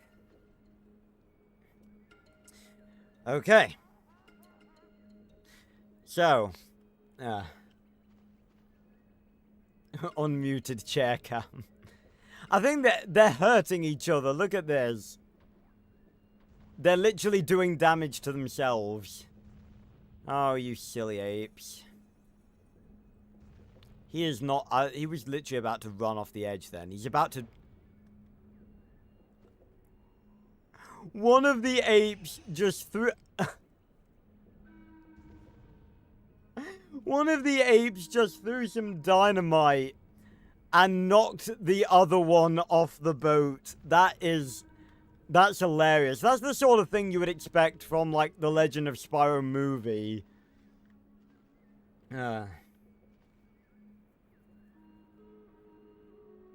It was whispering secrets of the Dark Ether. No, don't listen to it. Don't listen to Secrets of Dark Ether. That's for Dark Spyro and Malifor to know.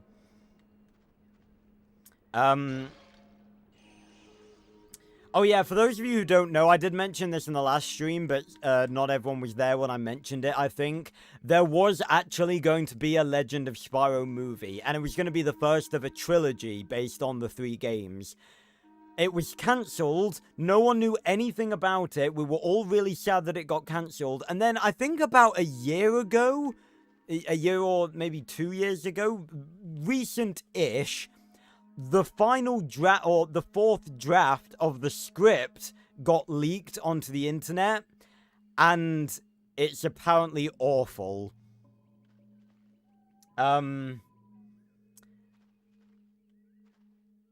Well, you see, I think a Legend of Spyro movie could be really good, but apparently the script was awful. I haven't read the script, mainly because I've wanted to read the script for a video. Or a stream. I could do a stream and then make it into a video. Live reading of the Legend of Spyro movie script. You guys like that? I think that'd be hella fun.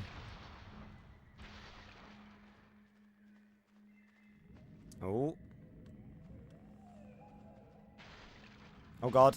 Oh, fucking spikes. So we got more armadillos here. Now, these are one of the few enemies that are immune to Earth. That's why I'm solely meleeing them. Luckily, they're not that powerful. Oh god. There's more of them.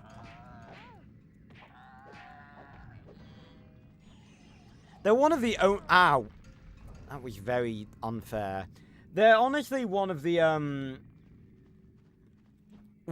only, enemies I kind of feel a bit bad about, killing, because I feel like they're just animals.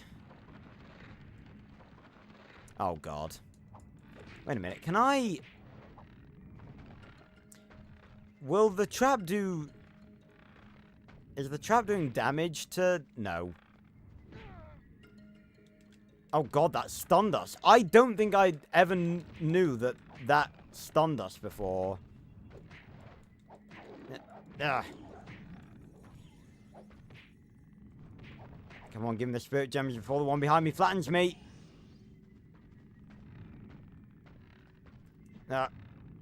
Camera's being weird, I can't see.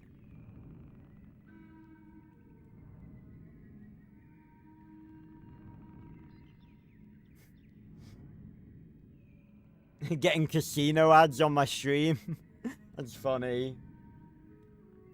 Oh, what do I think of the graphics of the Minecraft movie? Funny you should ask. I actually, today, obviously, because the trailer came out today, but I did a reaction video where I talked at length about that. Honestly, I don't know. I, like, literally, in that reaction video, I went back and forth, about my feelings for how it looked. and the apparent plot. But I don't know. I think it's going to be fun, but I think for a Minecraft movie, I don't really think they could do anything different. I think it's going to be okay. I think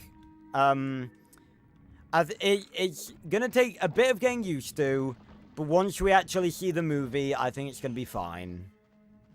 Really, I don't think it's going to be that bad.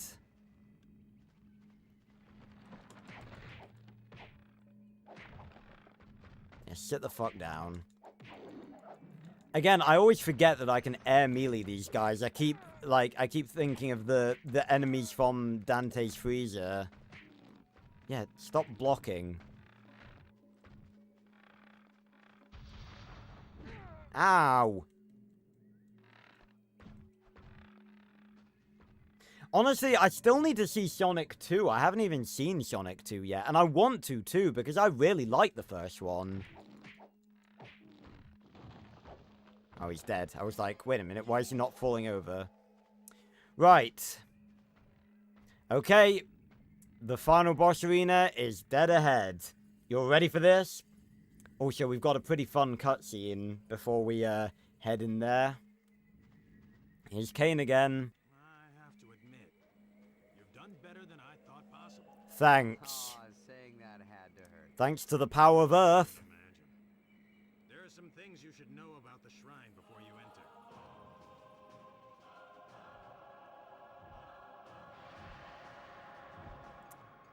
Hi, Cinder. And I think we're done here. Not before we rescue Cyril. The Atlawa shrine has been desecrated, and the god of the shrine has not been given tribute since Cinder's forces arrived. But if you can subdue his anger, the balance will be returned, and my people can come home. That's fine, but I came to free Cyril. You must go through the god of the shrine to free him. Knew you were gonna say that. So basically, we've got to fight a god now. No big deal. Alright, Ira. Thanks very much. You have a good night too. Ah.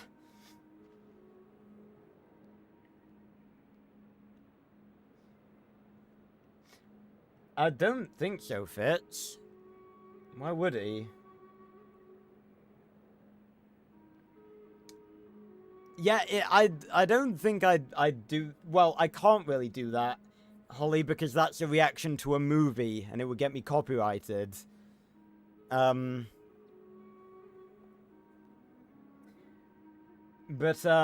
yeah, I saw that movie is, like, hella dark and sad.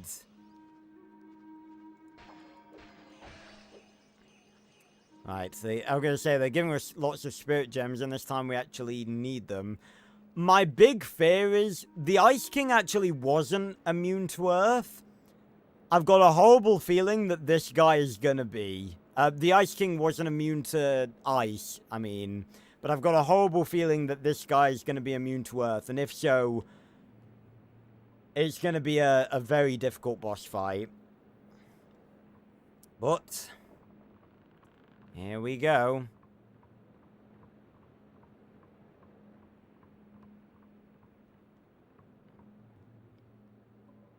No, I don't think his model is the same in Eternal Night. Welp. No going back now. And unless the Atlawa can fly, I don't see them repairing this bridge anytime soon. Right. Here we go. And there's Cyril. Remember last time? I know, but Cinder left and I don't see any Ice Kings hanging around this place. Nope. Just a giant fucking earth golem.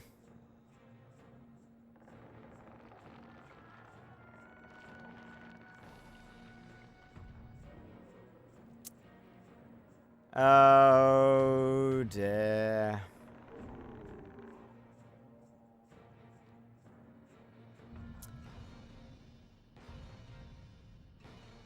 Time to fight a god. Oh, I learned. When things look good, run for the hills. The Stone Sentinel. Right. Test. It's not immune to Earth. We're good. Right. Oh, this is going to be a cakewalk. Ow. I say as I get punched in the face. Trey, please stop you don't need to announce everything that's happening. We can see it on screen. Oh, God! Fucking hell, he's like active. That very nearly got me. Right. Oh, yeah, that is not worth wasting mana on. Stick with the Earth. Oh, and that barely gave us fucking... Ow! That barely gave us fucking any mana at all. Okay, he's actually, like, slightly beating the shit out of me. Ow! Did I get, like, no mana from that? I got, like, no mana at all from that Spirit Gem. What the fuck? Give me mana. Thank you. I only had enough for one. Oh, this may, Okay, there we go. See, that's more like it. Why weren't we getting that much mana from all the fucking Spirit Gems? No! Spyro! What was that fucking miss? What are you doing, man? Fucking hit the guy! Yeah.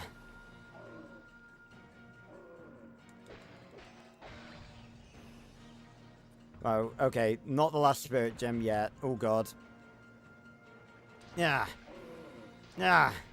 There we go. That's more like it. Just sit tight, Soul. We'll be with you in a second. Thank fuck. This is a lot easier than the, Oh, for God's sake. It's because he keeps aiming for the fucking hand. Oh, now I don't have enough for another one. Alright. Ah. Yet Spyro just fucking turned and... fucking fired the wrong way. It's okay, Trey. Just a bit unnecessary is all. Oh God, don't kick me. Right, I want to get him low enough so that the Fury can kill him. Because... The Ice Fury didn't kill the Ice King last time, even though I got him to pretty low health. Right, this should do it. I don't want it to kill him, though. Right, ow. Alright, here we go. By the power of Earth. Earth Fury!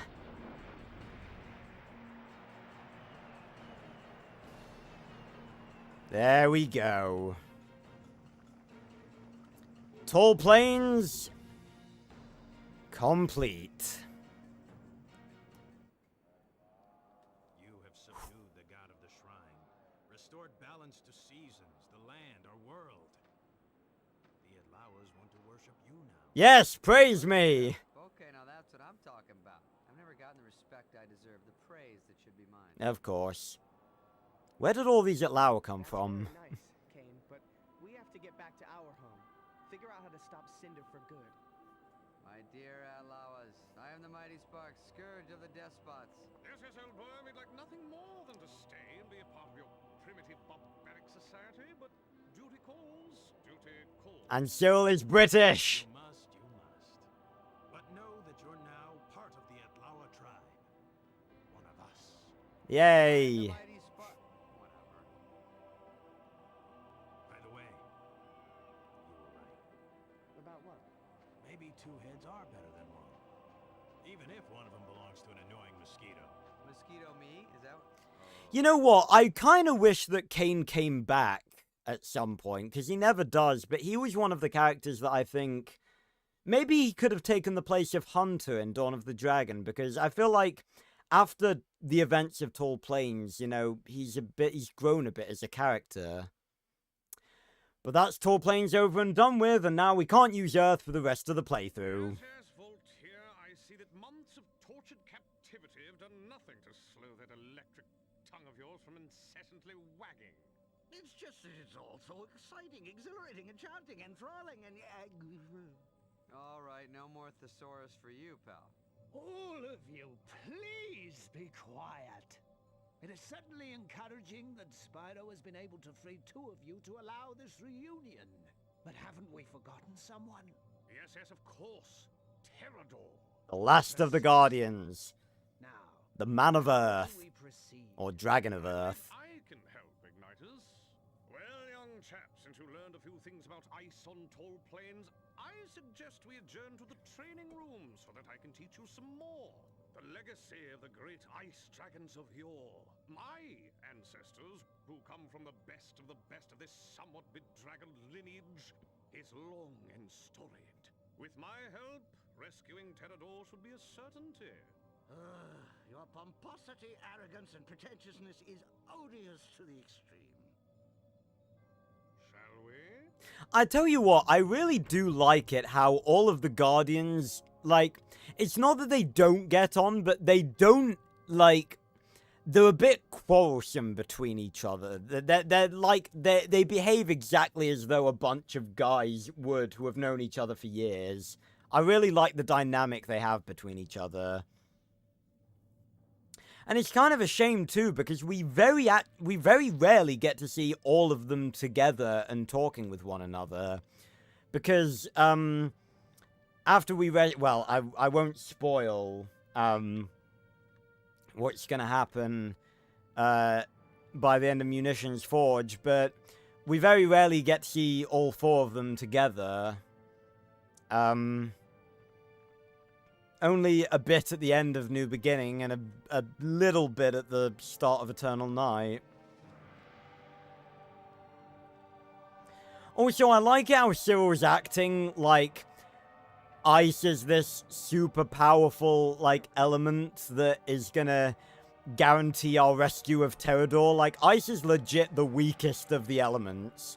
In this game, at least. Electricity are nice sidelights, but now, young dragon, you will learn the secrets of ice, a power worthy of the elite. And yet it's still the worst one. Yeah, they behave like brothers. A power worthy of the elites, and yet still can't kill an Ice King, apparently. Also, so yeah, now we've got to learn Ice, you know, it's another training section, you know.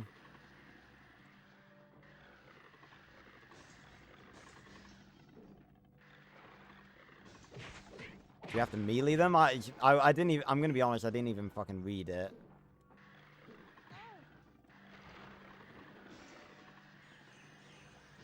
See, I feel like if Ice was this powerful by default, it might be a bit better. Beginner's luck, I'd say.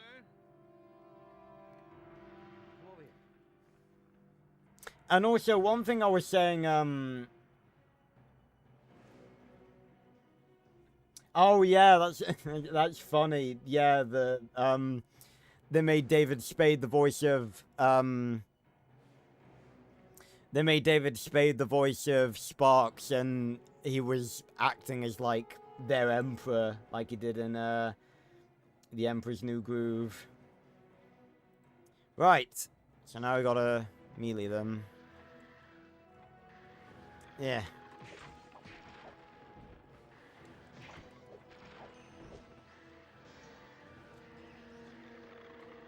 But yeah, I mentioned this in the electricity training section, but it's a bit sad. Oh god. Come here. Come here. Oof. Even a completely blind dragon finds success once in a while. Oh, come on. Come on, Cyril. No need to be an asshole. But, when Ignitus was teaching us, he was actively, like, giving us voice lines, like when he was teaching us about all the different abilities, the other Guardians just don't say anything. Like, Ignitus would be talking, like, he would be like, now that a primal fire rages inside you, show me you have command of it. And, like, none of the other Guardians say anything like that. Which is, I feel like is pretty, you know, it's pretty weird that, you know, Ignitus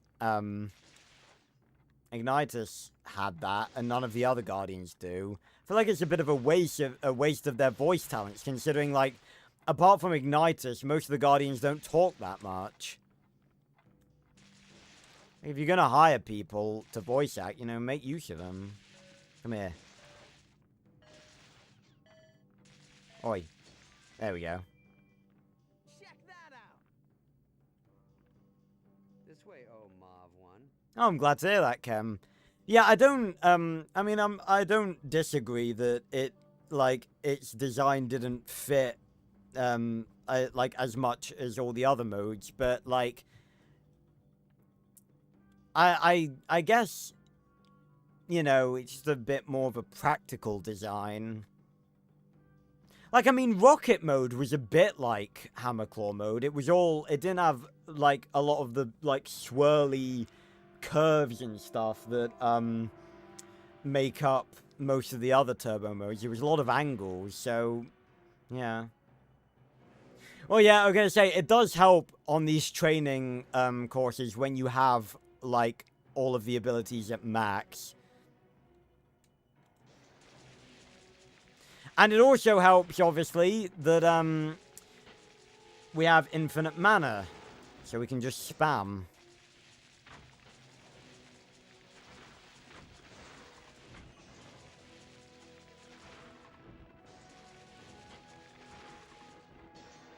There we go. Yes, that's it.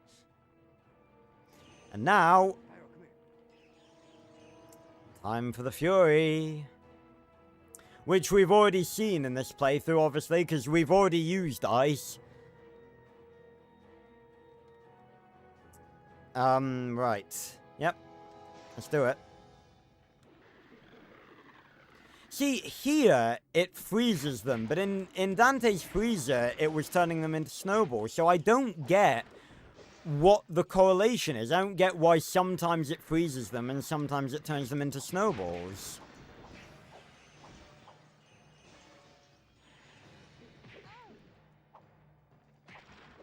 Also, another point that I want to make during this playthrough, it's a crying shame because obviously, those of you who were here in the last stream saw, well, most of you saw the scene in which Ignitus fought all of the apes and we got to see his fire powers on full display. It's a real crying shame that... Oh, we're ready. Right, here we go. Ice Fury! And they're already dead. Bam! Well, you have mastered the element of ice, something few can boast. Well, we haven't mastered it. We've just learned 3 abilities. If we'd have mastered it, then we'd have learned, like, every ability of ice there is to know. We know that there's at least 2 more from Eternal Night. And technically 2 more from Dawn of the Dragon as well. And probably more. So mastered is a bit of an over-exaggeration. So what exactly are you saying, Ignitus? Yes, your hypothesis is an intriguing one, but it is perplexing to the extreme. Huh? He says he doesn't know what he's talking about. Dude, I never know what he's saying. What I'm saying is that Cinder is harnessing the Guardian's power to unlock a portal that must never be opened. Why? What's behind this portal? That doesn't concern you, right? We'll learn that later. What does concern you is getting to Munitions Forge and freeing Terrador before she can create another crystal from his powers. And before the volcano flows, That's enough, Voltaire. There's plenty of time. Plenty of time. plenty of time? What, we need more time to have horrible things happen to us? Why didn't we just stay in Tall Plains? Oh, I'm a big deal there. Quit complaining, Sparks. Maybe there's a tribe on Munitions Forge you can save too. Yeah, but there's always something special about the first tribe you save. You know? True that. Right, we're off to Munitions Forge, and now we will be harnessing fire.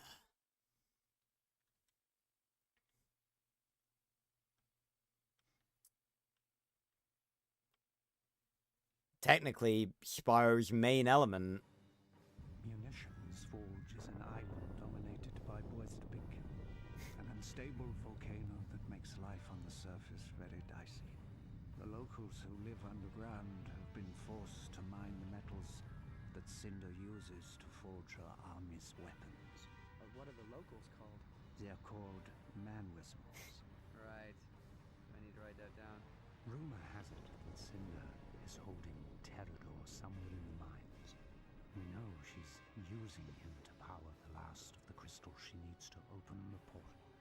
Free him before she gets the chance. Well, not the last of the crystals. Boy, it's big. But no time for sightseeing, Sparks. Time to get serious. Let's go. Not again! Okay, let's do this.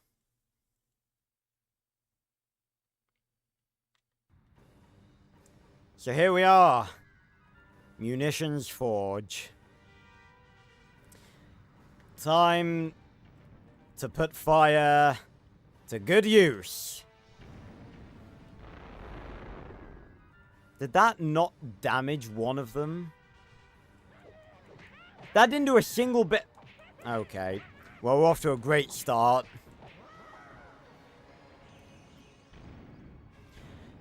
Now, one thing I've only really just considered about Munitions Forge is that I'm pretty sure it's the only area, apart from Cinder's Fortress, which is the final area we're going to go to, that is actually, we actually get an explanation as to what Cinder is doing here, or what her forces are doing here. Like, Ignitus just said this is the place where Cinder forges the metals to make her army's weapons. So, why were they everywhere else? I mean, I guess, you know, having more strongholds, like, everywhere, you know, can't hurt, but I feel like, oh yeah, I guess you don't really need a reason to have a stronghold somewhere, but, you know, what benefit is there to taking over Tall Plains or Dante's Freezer? So now, of course, we're in Munitions Forge. The theme is very clearly fire, so we're making use of fire. And what's cool about these machines is you can actually, like, damage them. Watch this. Yep. There we go. I don't know what that was. It looked like some sort of fireball cannon. I don't know what it is, but we're clearly hurting Cinder's production, apparently. There we go. Because you're a little vandal. How did that not hurt him? So if you... Oh, God. So, of course, if you need a refresher on what abilities we have access to, very simple. A simple fire breath and the fire bomb.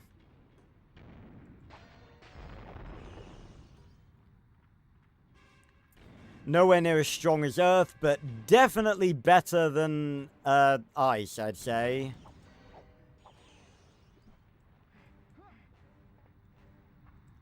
Tall Plains took a little bit longer than I thought, so I'm not sure if we'll be able to finish Munitions Forge in this stream, but we'll see. I'll see how close we are by the end of the stream.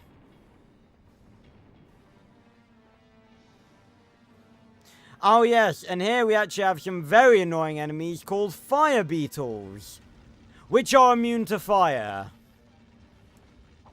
So that's fucking useful, isn't it? And you may be thinking they can't be that annoying because they're so small, but they actually grab onto you and slowly drain your health, so they're quite annoying. Yes, they certainly do indeed. Oh no, they can be melee'd, it's just annoying to melee them because they have quite a small hitbox.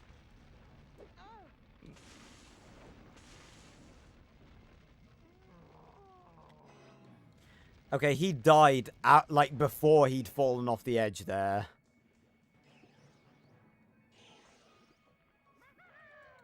Right.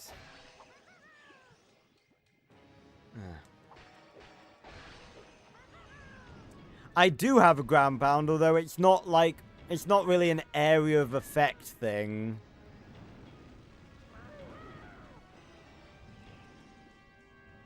Oh, here come more of them.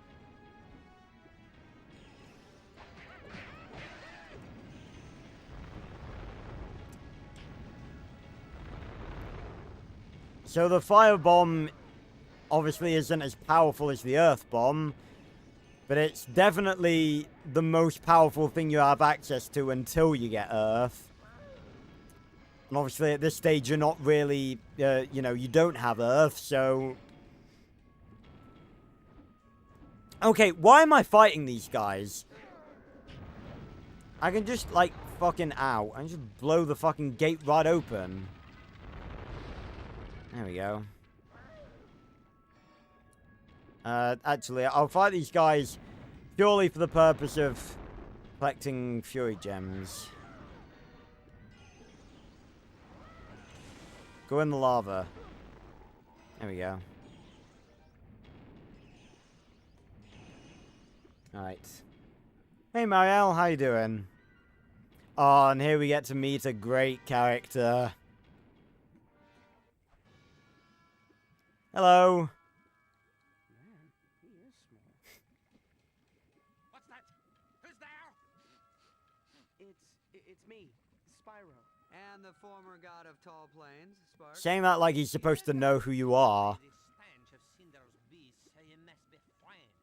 We are. And who are you? I'm Molière, leader of the Manwar Smalls.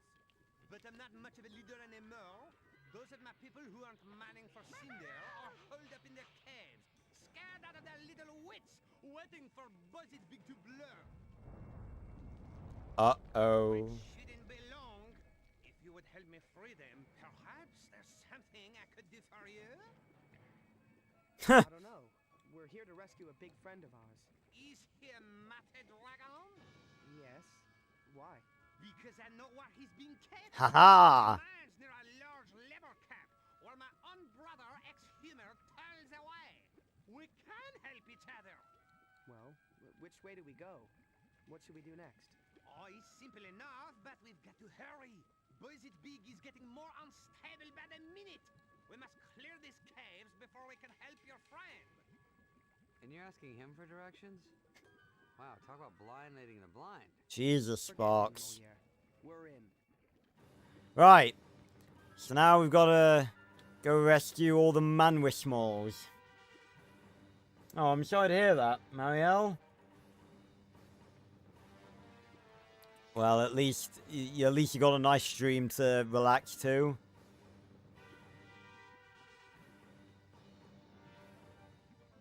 Which element is my favorite? It's a good question. I mean, in this, it's got to be Earth, just because it's so powerful. And fun to use.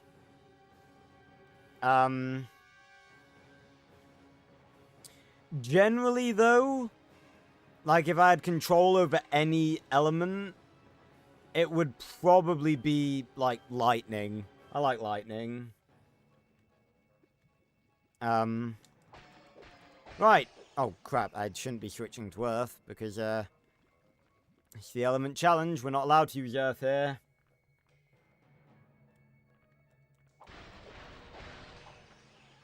Yeah, basically fits at the end. At the end of Tall Plains, the Atlawa wanted to worship us, and Sparks was like being worshipped as a god. Yeah, there we go. Go, little man, we're small. Ah, they're very cute. Did very little to them. Die! Die! Ah, it's a big one.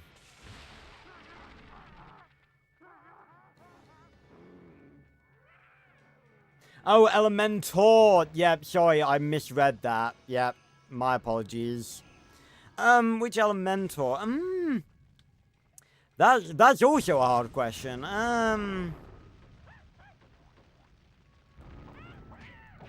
I would use my Fury here if I had enough, but I'm a little short of Fury gems. Ow. Plus, I don't... Oh, God. I don't really think it's necessary.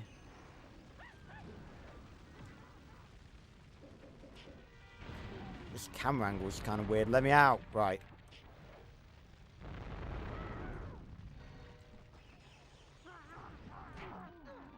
Ow. Ow! Oh, God. That was, like, delayed. Jesus, I can't see. There's too much fire. Fucking hell. Ugh. Die.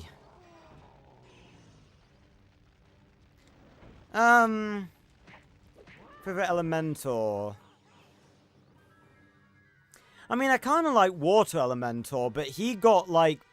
He had a good character, like, in his first episode, but then they just sort of threw him in with, like, the other two that had been introduced at the time as being, like, dumb as fuck. So I don't like that. I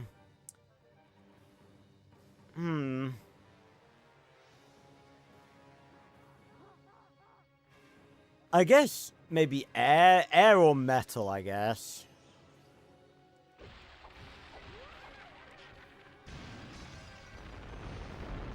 Oh, nice. I blew up the man with small cages with the firebomb. Yes, be free, my friends.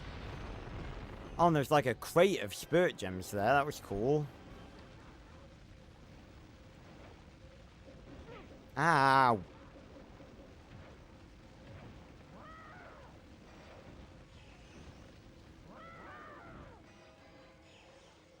Right. Open sesame. That was cool.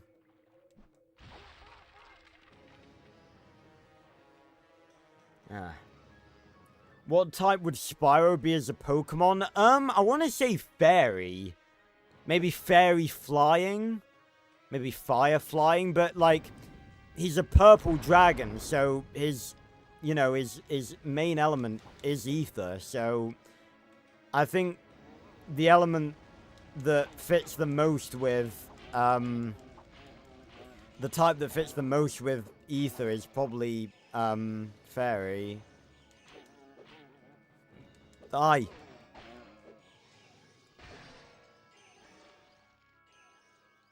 Oh yeah, of course. Maybe like fairy dragon. How did I not think of dragon?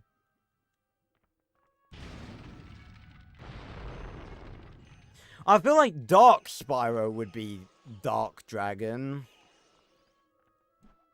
It's a shame they don't have like triple types. Be free. Oh, their noises are cute.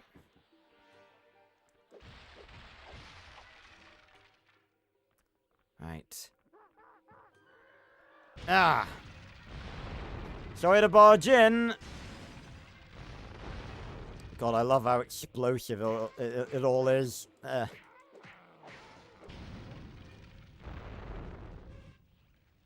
we go. You did it! You did it! 1,000 thanks! It was nothing. Hey, no problem, pal. Well, you did your part. Now I will do mine. Your friend is being kept in the center of the volcano. Of course he is. Camp where my brother, ex-humor, is working. Find him and let him know we're friends, and he'll tell you how to proceed. Right, so. How will we know, ex-humor? Yeah, all you. You didn't have to do the accent, Spyro. You will know him. Trust me. He is the most cantankerous, hard-nosed manwich smell around. Whatever you do, don't get on his bad side. Okay. I mean, I really don't think I'm going to be intimidated by a man with small, but, you know. Oh, and that rock just miraculously broke. It didn't even explode, it just shattered by itself. Right. Also, I could have sworn there was one that I didn't free. Oh, look, the ape's still in here.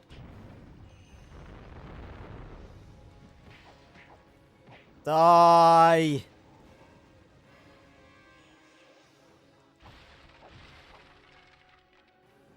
Oh, great. More fire beetles. Doesn't affect them. Oh god, there's nothing but more apes in here. We're gonna go.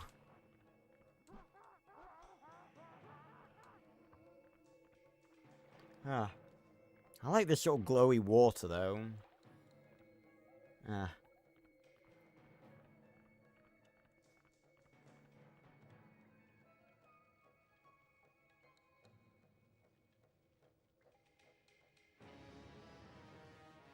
Oh yeah, I've never really thought about that, Ken, but that is funny that that's what happens to him. Although I guess that's, I guess that confirms that, Earth Elemental isn't made of limestone. Why am I trying to rationalize something in turbocharged? No, not turbocharged, Turbo Warriors.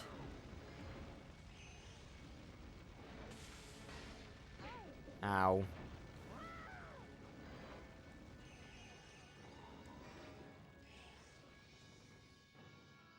Well, actually, I feel like...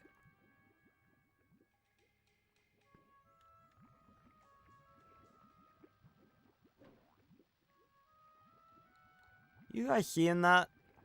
There's just floating dynamite here. Oh, I could lay a trap here. See if I just do this.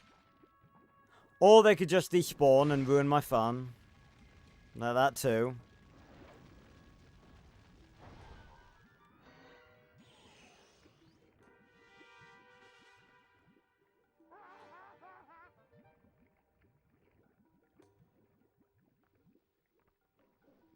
Oh, God.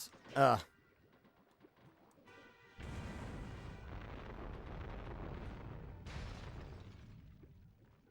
Oh, yeah. You can also do this. This is fun. If you whack this thing, falls in the lava. Again, I don't know what we're doing, but we're probably doing something to... Honestly, these apes, man, they're really not the smartest. But we're probably doing something to slow Cinder's army a bit. Well, yeah, but they did it. Have you not seen Turbocharged? Well, I keep getting them confused. Fucking hell. You not seen Turbo Warriors Fits? Ugh. Or looked at the Elementor's wiki, because it's on there. Right now we don't need any spirit gems, because,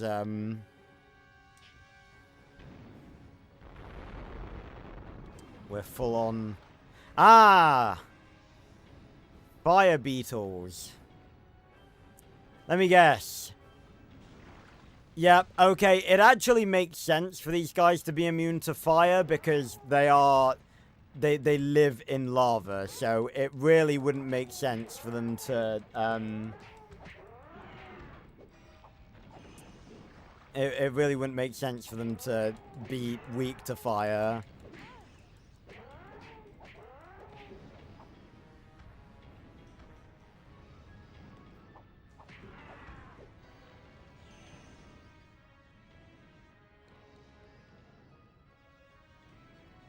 Well, that's both of them, Fitz. He has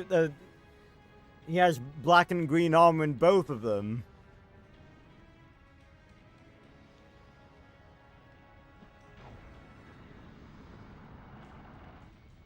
Sploosh.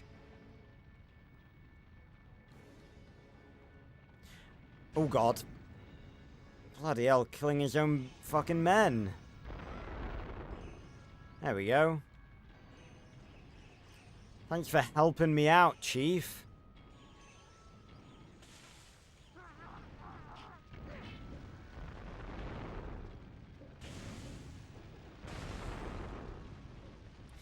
Again, I'm like looking for an opportunity to use the Fury, but it's like I just don't need to. There's just not...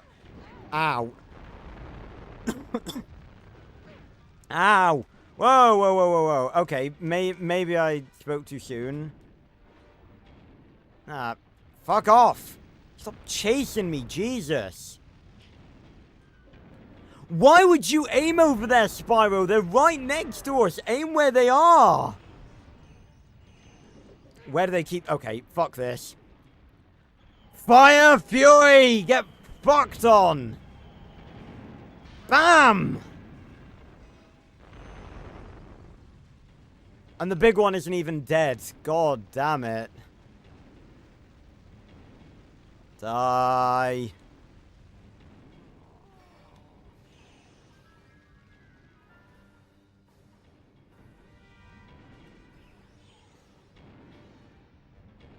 Well, so why is there a fuse here? Where does that go to? Was there like... I assume there was some dynamite there that I most likely blew up. Dude, why are you still trying to fight me? You just watch me unleash the equivalent of hell on your friends. Why are you still trying to fight me?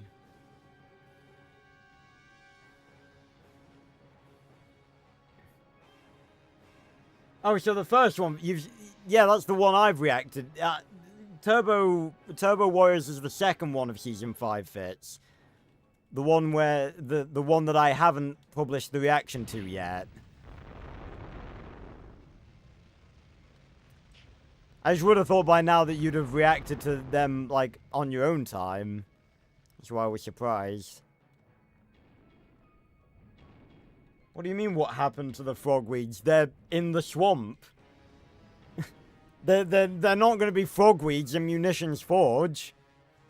They're still there. They're just... We're not in that area anymore. Ah, I almost forgot about these guys. We've kind of been facing a variation of these guys in... Ow. Oh, you're not going to tell me that these guys can't get affected by fire. Okay, apparently you are going to tell me that. Okay, I guess we have our difficult enemy that can't get affected by the element we're using for this section of the playthrough. No, don't die, Spyro. There we go. Whew, that was close.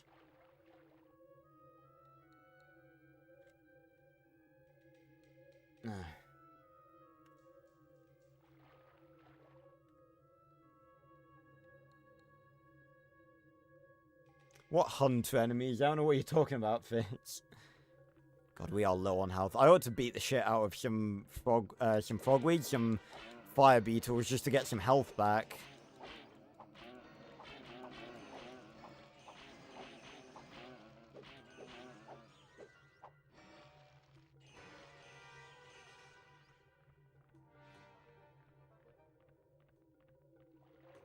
I really do love the color of the water here. Okay. See, now I kind of wish I'd saved the Fury.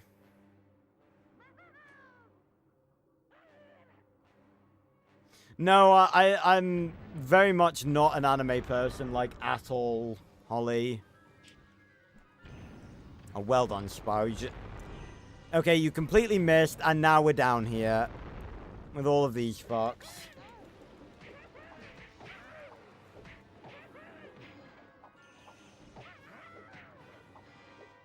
No, it wasn't called Hunter, Fitz. It was a robot called Slayer. Or was it Snare? I can't remember. Terax spoke weirdly. And that's in both of them. At least I can air melee these guys. Why am I using fire? They can't. They're immune to it. Oh. Let's do it. Oh, fuck off. That was a cheap shot, you bitch. How did that not hit it? Fuck off! How am I almost dead? Jesus. You need to die, you little fucking pissant. Yes. Die.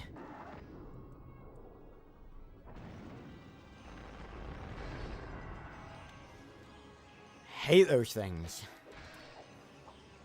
And Pokemon. And Fairy Tail. Although not extensively. I've watched Fairy Tail.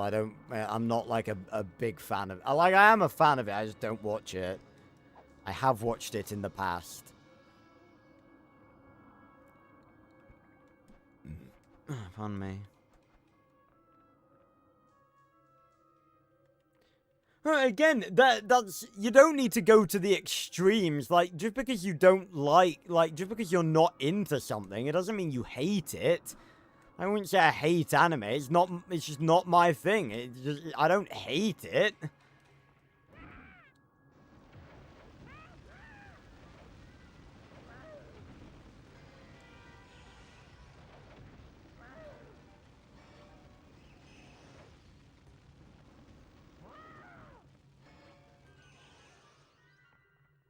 Oh, we have another fun little cutscene here.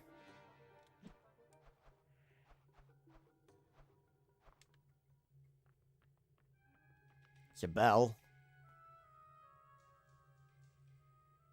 I bet you can't ring that bell. Why would I want to? Oh, you're scared. I'm not scared. Oh, the big special dragon is scared of the mean old bell.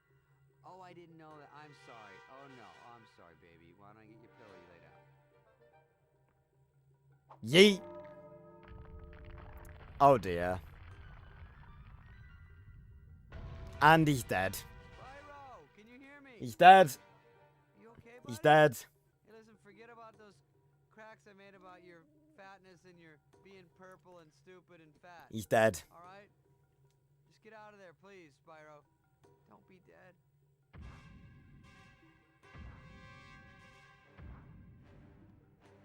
Bam! There we go.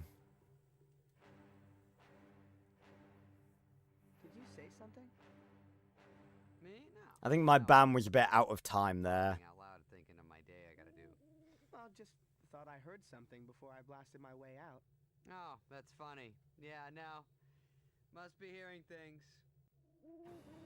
So that's how Spyro learns Earth. The final element of the playthrough. But as much as I'd love to use it, we can't. If you want to see me using Earth and Munitions Forge, quite a lot, honestly. Like, because I'd genuinely, if you go back and watch the playthrough, I saved up Spirit Gems specifically for upgrading Earth to max the moment we got it. So I literally got Earth right here, and then pretty much upgraded it to max, like, immediately. It was fun. Again, obviously, this is very much not a good, like, example of a first-time playthrough. Like, obviously, I'm playing the game as it was not intended to be. Like, this is New Game Plus. Like, you know, if you want to see how the game is meant to be played, then just go watch, you know, my original playthrough. But the bell's just fucking gone now. Can spin this about. Oh god, I'm stuck. I'm stuck. Yeah.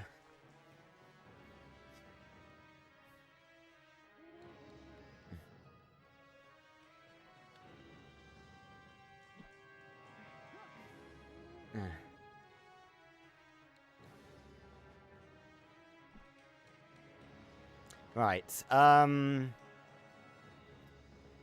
Hold on. Where did I came from up there, didn't I? Yeah. So I need to go this way.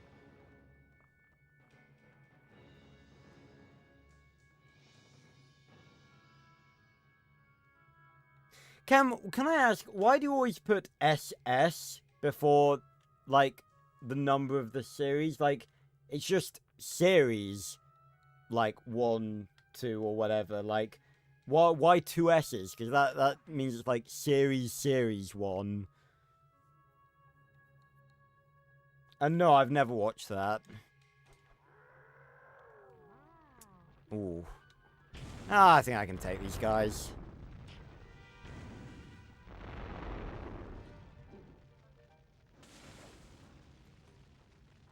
Yeah, but the short for season is just S. Oh god.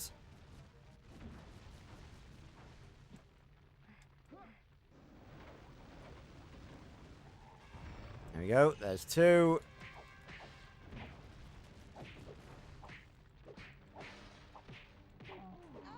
Die. Die. Burn. Fucking perish in the fires of dragon fire, you bitch. Eh. I was literally about to say, how the fuck is he not dead? Also, one thing I sort of forgot to mention during the Stone Sentinel boss fight is that most of the bosses, actually I think all of the bosses, apart from the Masked Assassin and the Scurvy Wing and Gaul, I think all of the other bosses, and actually Scab in fairness, so not all of the bosses, that's a bit unfair, but a lot of the bosses in Eternal Night actually reuse the mechanics and the animation, like, rigs, from the New Beginning bosses. Like, Arboric from Eternal Night uses the same rig and attacks from the Stone Sentinel. The Executioner is another one of the Ice King's cousins. That's a joke that I'll bring up later. The Buffalo Beetles, the Scorpions that we were just fighting, they were reused for the Blundertails. And actually, the boss that we're going to fight at the end of Munitions Forge is actually also going to be reused in Eternal Night as well for the Ravage Rider, which I have already fought.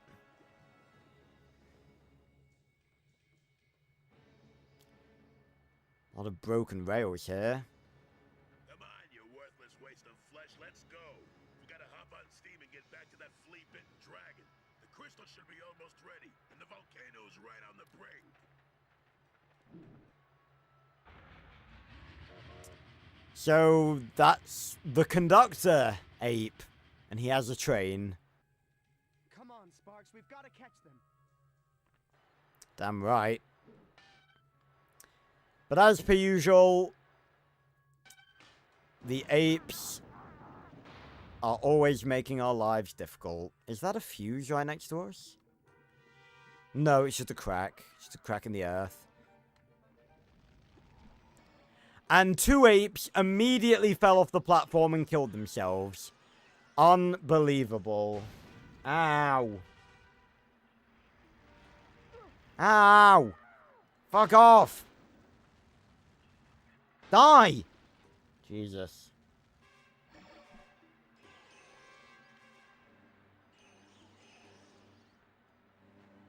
I'm glad you enjoyed it, Kiro. And that means you can engage in all the Max Steel stuff I've made as well.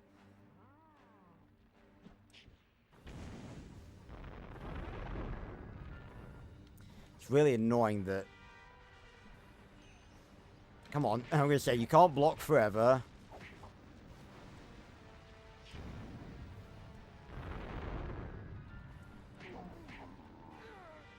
Die. Oh god, ow.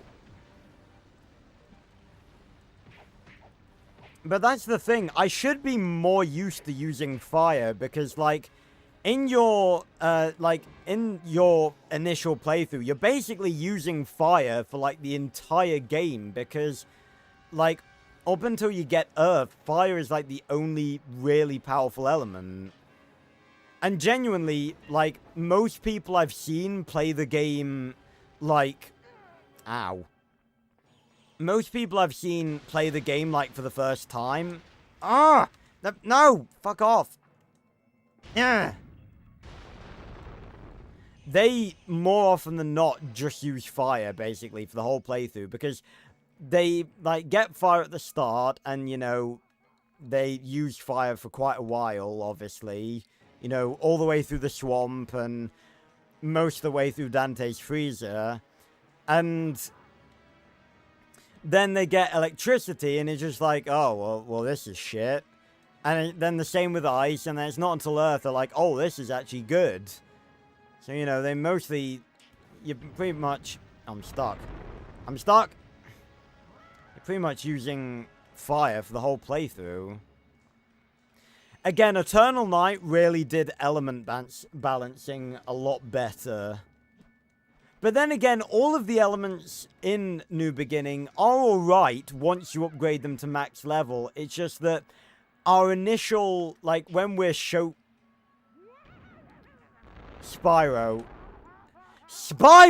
They're right in front of you! Can you fucking aim, for the love of God? But most of the elements, like, all of the elements are good in some way for something. It's just that the game doesn't really do a good job of, like, showcasing that. Like, I feel like in the dojo, it should, like, showcase that, like, you know, you can drag, well, it does showcase that you can drag enemies about, but, like, I feel like it should showcase that you can, like, drag them off of things to kill them easily.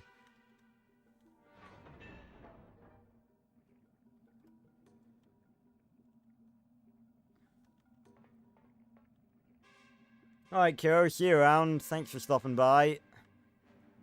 Alright, oh yeah, the last lever's up there. Up on that platform that, fucking invisible walls.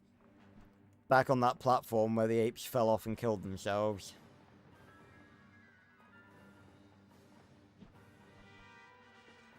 Yeet. There we go.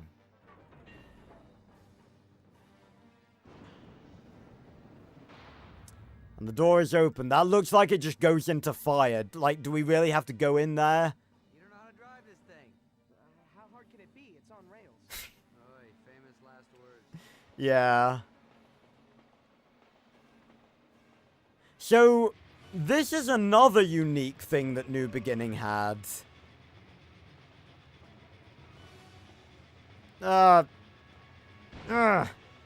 Fucking traffic.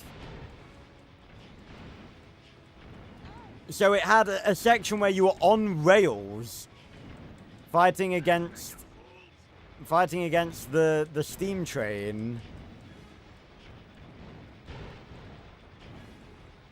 And once again, just like the flying sequence, we're locked into fire, but that doesn't matter this time because we're in Munitions Forge and, you know, we're meant to be using fire. So, ow. Come here!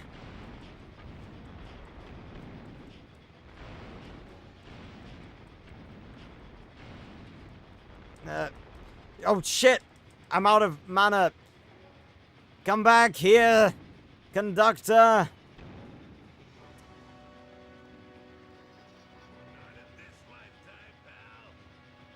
God, why does this conductor have some, like, hard as fuck lines? Like, not in this lifetime. Jesus. Die. Oh god. Again, this is the thing, like, I feel like, I've talked at length about how Eternal Night had, like, better combat and better abilities. Well, maybe not better, more interesting abilities than New Beginning. But Eternal Night didn't have anything like this. It had no flying sections, and it didn't have any sections like this. So... Die! Okay, there goes the caboose. Get back here, conductor! We're coming for you. Oh dear. He's slowing down. He's coming up behind us. Oh! Drive, Spyro! Full speed ahead! Uh-oh. Barricades mean end of the track. Spyro, stop! Stop! Oof. Well, that was fun. Yeah. Could definitely do with some spirit gems after that encounter. They were dropping spirit gems from the back of the cart, but, none of them were restoring my health, just my mana. Oh, great, and we got more buffalo beetles. There is a cliff there, though, that I can knock them off of, so... Probably gonna try and do that. Off you go. Oh, come on. No. Off you go. There we go. Into the murky... water. Yeah, this is water. It's like... I assume this is meant to be like an ocean, but it looks like it's, like, polluted. Ugh.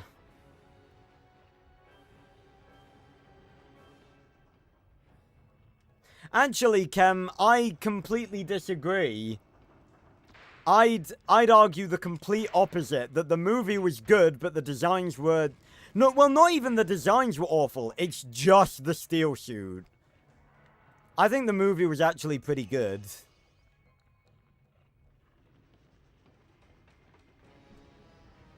So we do have a Fury. And we have the return of Dreadwings. 2 of them this time. You know what? Barely... Oh, God. Let me through. Ow. Ow! Oh, God. We're like half floating. Ugh! Fire Fury! Ugh! Didn't even kill them. Didn't even kill them. Ow! That's the first time I've, like, done a Fury and been utterly, like... Ow. Die. Die! It's the first time I've done a Fury and, like, got my ass absolutely handed to me immediately after.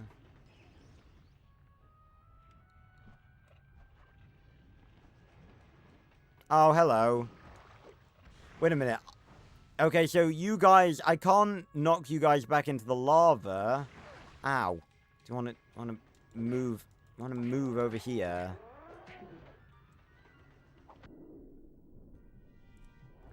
If you knock them into the lava, they just go back out. But what happens? No, not from this angle. I'm here. Ow. Ow! Ow! Oh, you fuck! If I do this. There we go. Okay. I'm not going to try that again because that is going to... Okay, I need spirit gems desperately.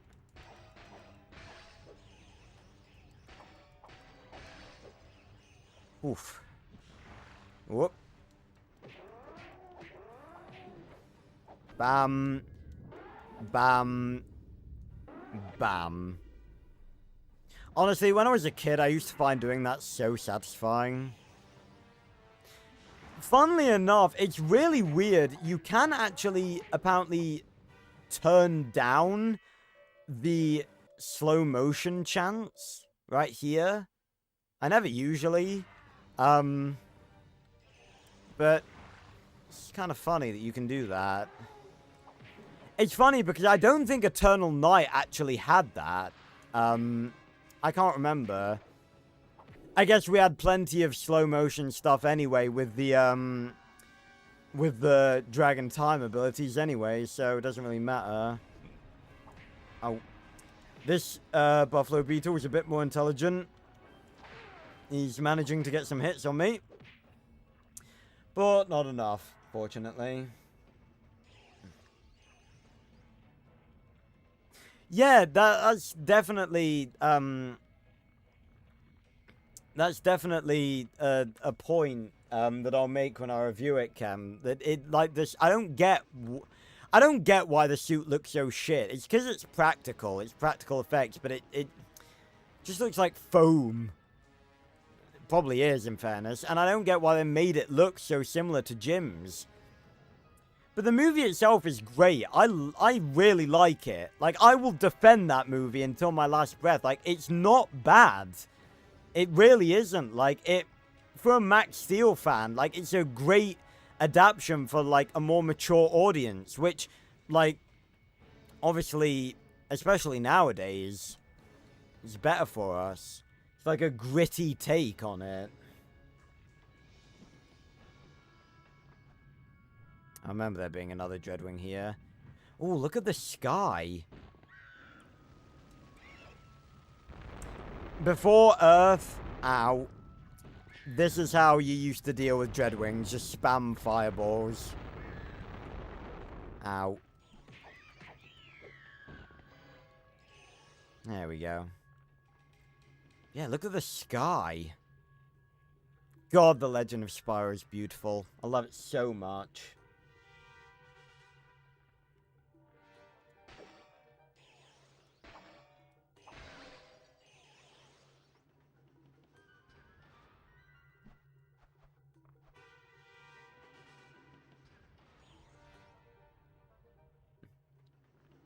Really, Trey? I thought it was yellow.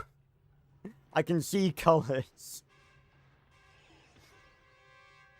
I don't know. I think Dread's suit looked awesome. I think that was probably the best, like, practical effect looking thing they did in the movie. Max's suit looked awful, but I think Dread's suit looked really good.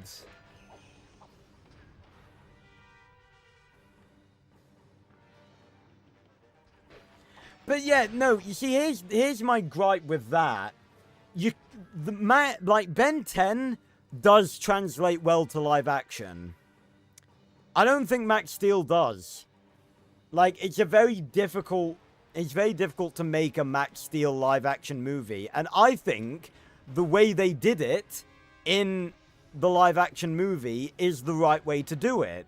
Make it, like, realistic and gritty. And I like it.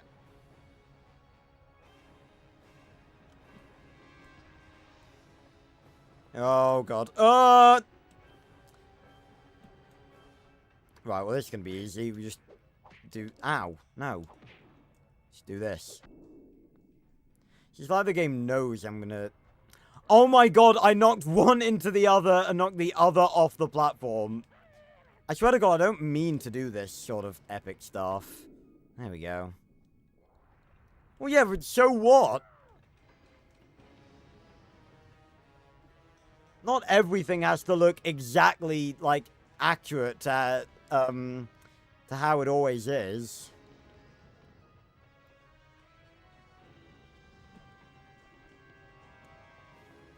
Like, just because it's different doesn't make it bad.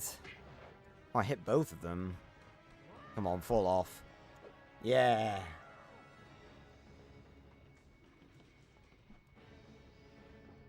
Whoa. Oh, get the dynamite off. Come on. Fall off. Fall off. I will keep hitting you. Fall off. Fall off. Fall off. There we go. Oh, and he fell into the lava, so I get his spirit gems. He fell into the lava, so I get his spirit gems.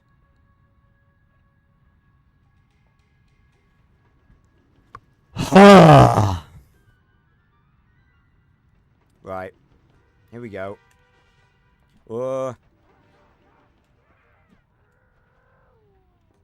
Wouldn't it be funny if I just used the Fury on one of these platforms? I'm not going to, because that's it's incredibly wasteful.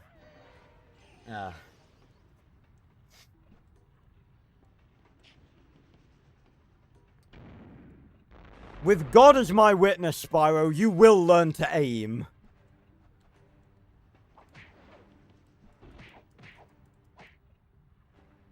There we go. See, they keep falling in the lava. I should be getting their spirit gems.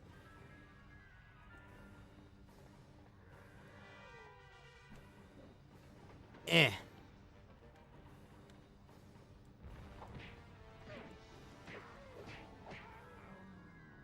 Ah.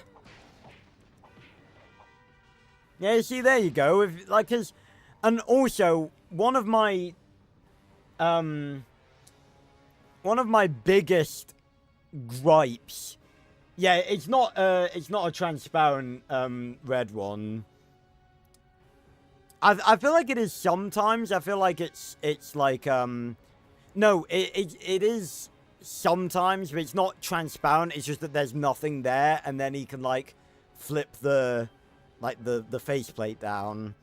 But this is something that when I eventually review the live-action movie, I will make fun of heavily and express my incredible distaste of the fact that people that have reviewed the live-action Max Steel movie are not Max Steel fans. And from what I've seen on YouTube, I will be the first Max Steel fan to review the Max Steel live-action movie.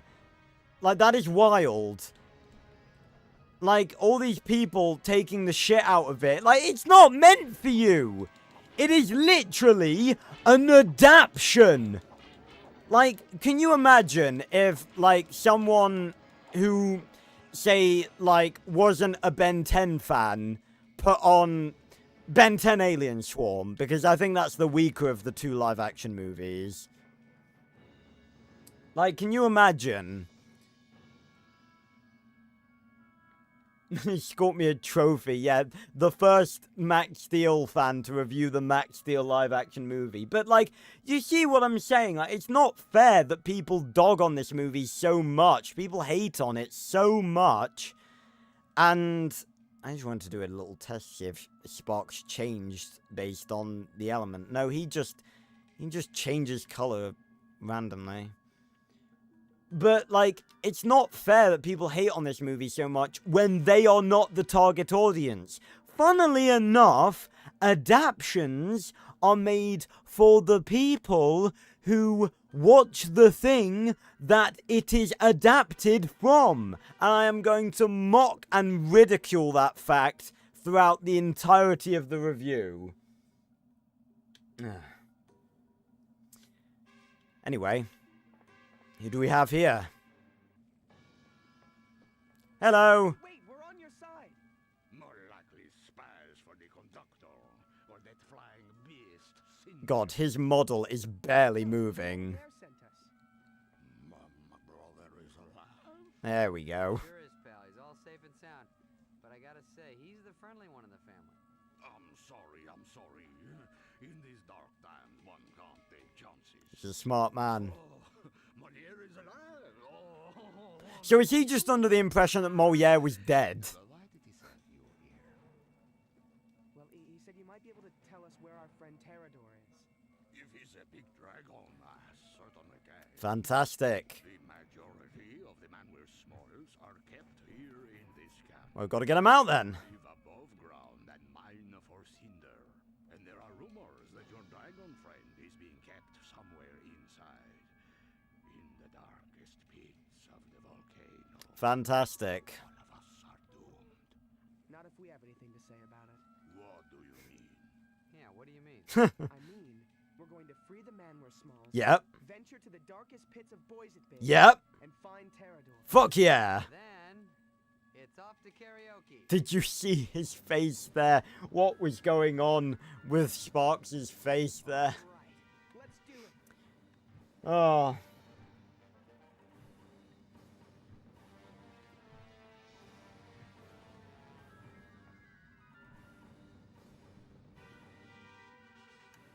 Yeah, I mean, I'm kind of excited to see how it looks, Trey, but one thing I'm not a fan of is the fact that, and I'm not I am not trying to be, like, racist or anything here, but I'm pretty certain they've chosen, like, a black actress to play Astrid. Am I wrong about that? I'm pretty sure that's what happened. Live action Astrid.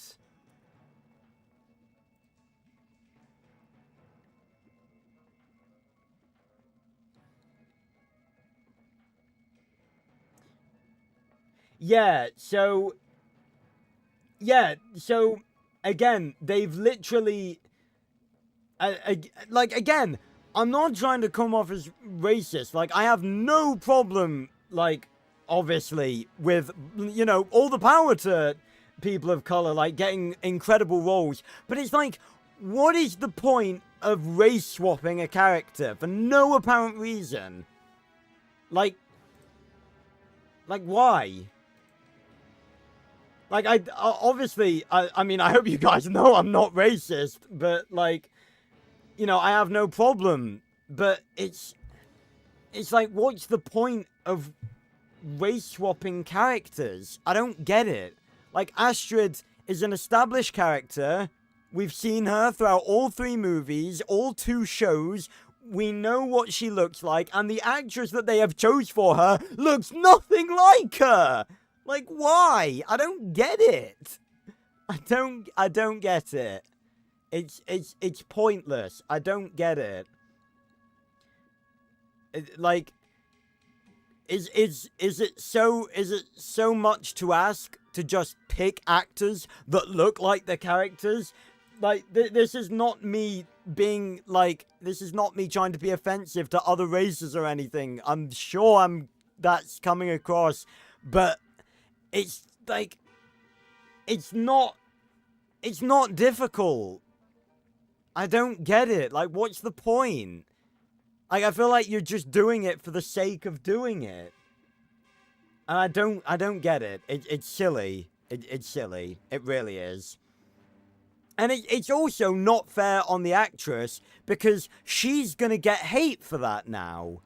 So, because the people who made it are fucking moronic as hell, and are race-swapping characters for no apparent reason, she's now gonna get hate for that. The people that made it aren't gonna get any hate for that, because that's not how, like, people are stupid.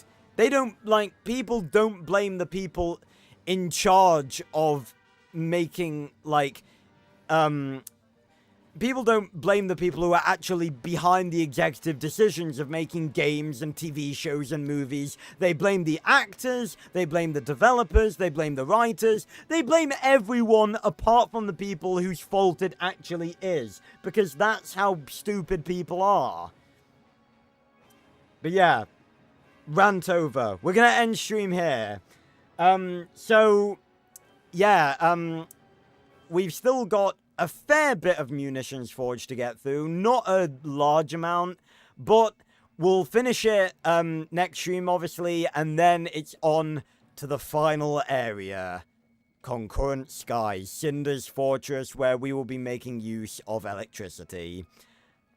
Not gonna lie, I'm actually kind of looking forward to it, because I really want to see how good electricity is when I just use it. And I'm starting to get the feeling that maybe the electric arcs weren't as bad as I originally thought them to be. I mean, sure, they could do with a bit of work, but, you know, because they actually do damage to enemies, so maybe they're not as bad as I thought they were. But again, we'll have to see. So, join me, this Friday for, the return to the Minecraft streams. This Saturday for the final of my Black Ops 6 beta streams. And next Wednesday for the final episode of The Legend of Spyro, the Element Challenge. So, yeah. Thanks a lot for watching, everyone. If you did enjoy, make sure to leave a like, subscribe, go join the casual Discord in the description down below.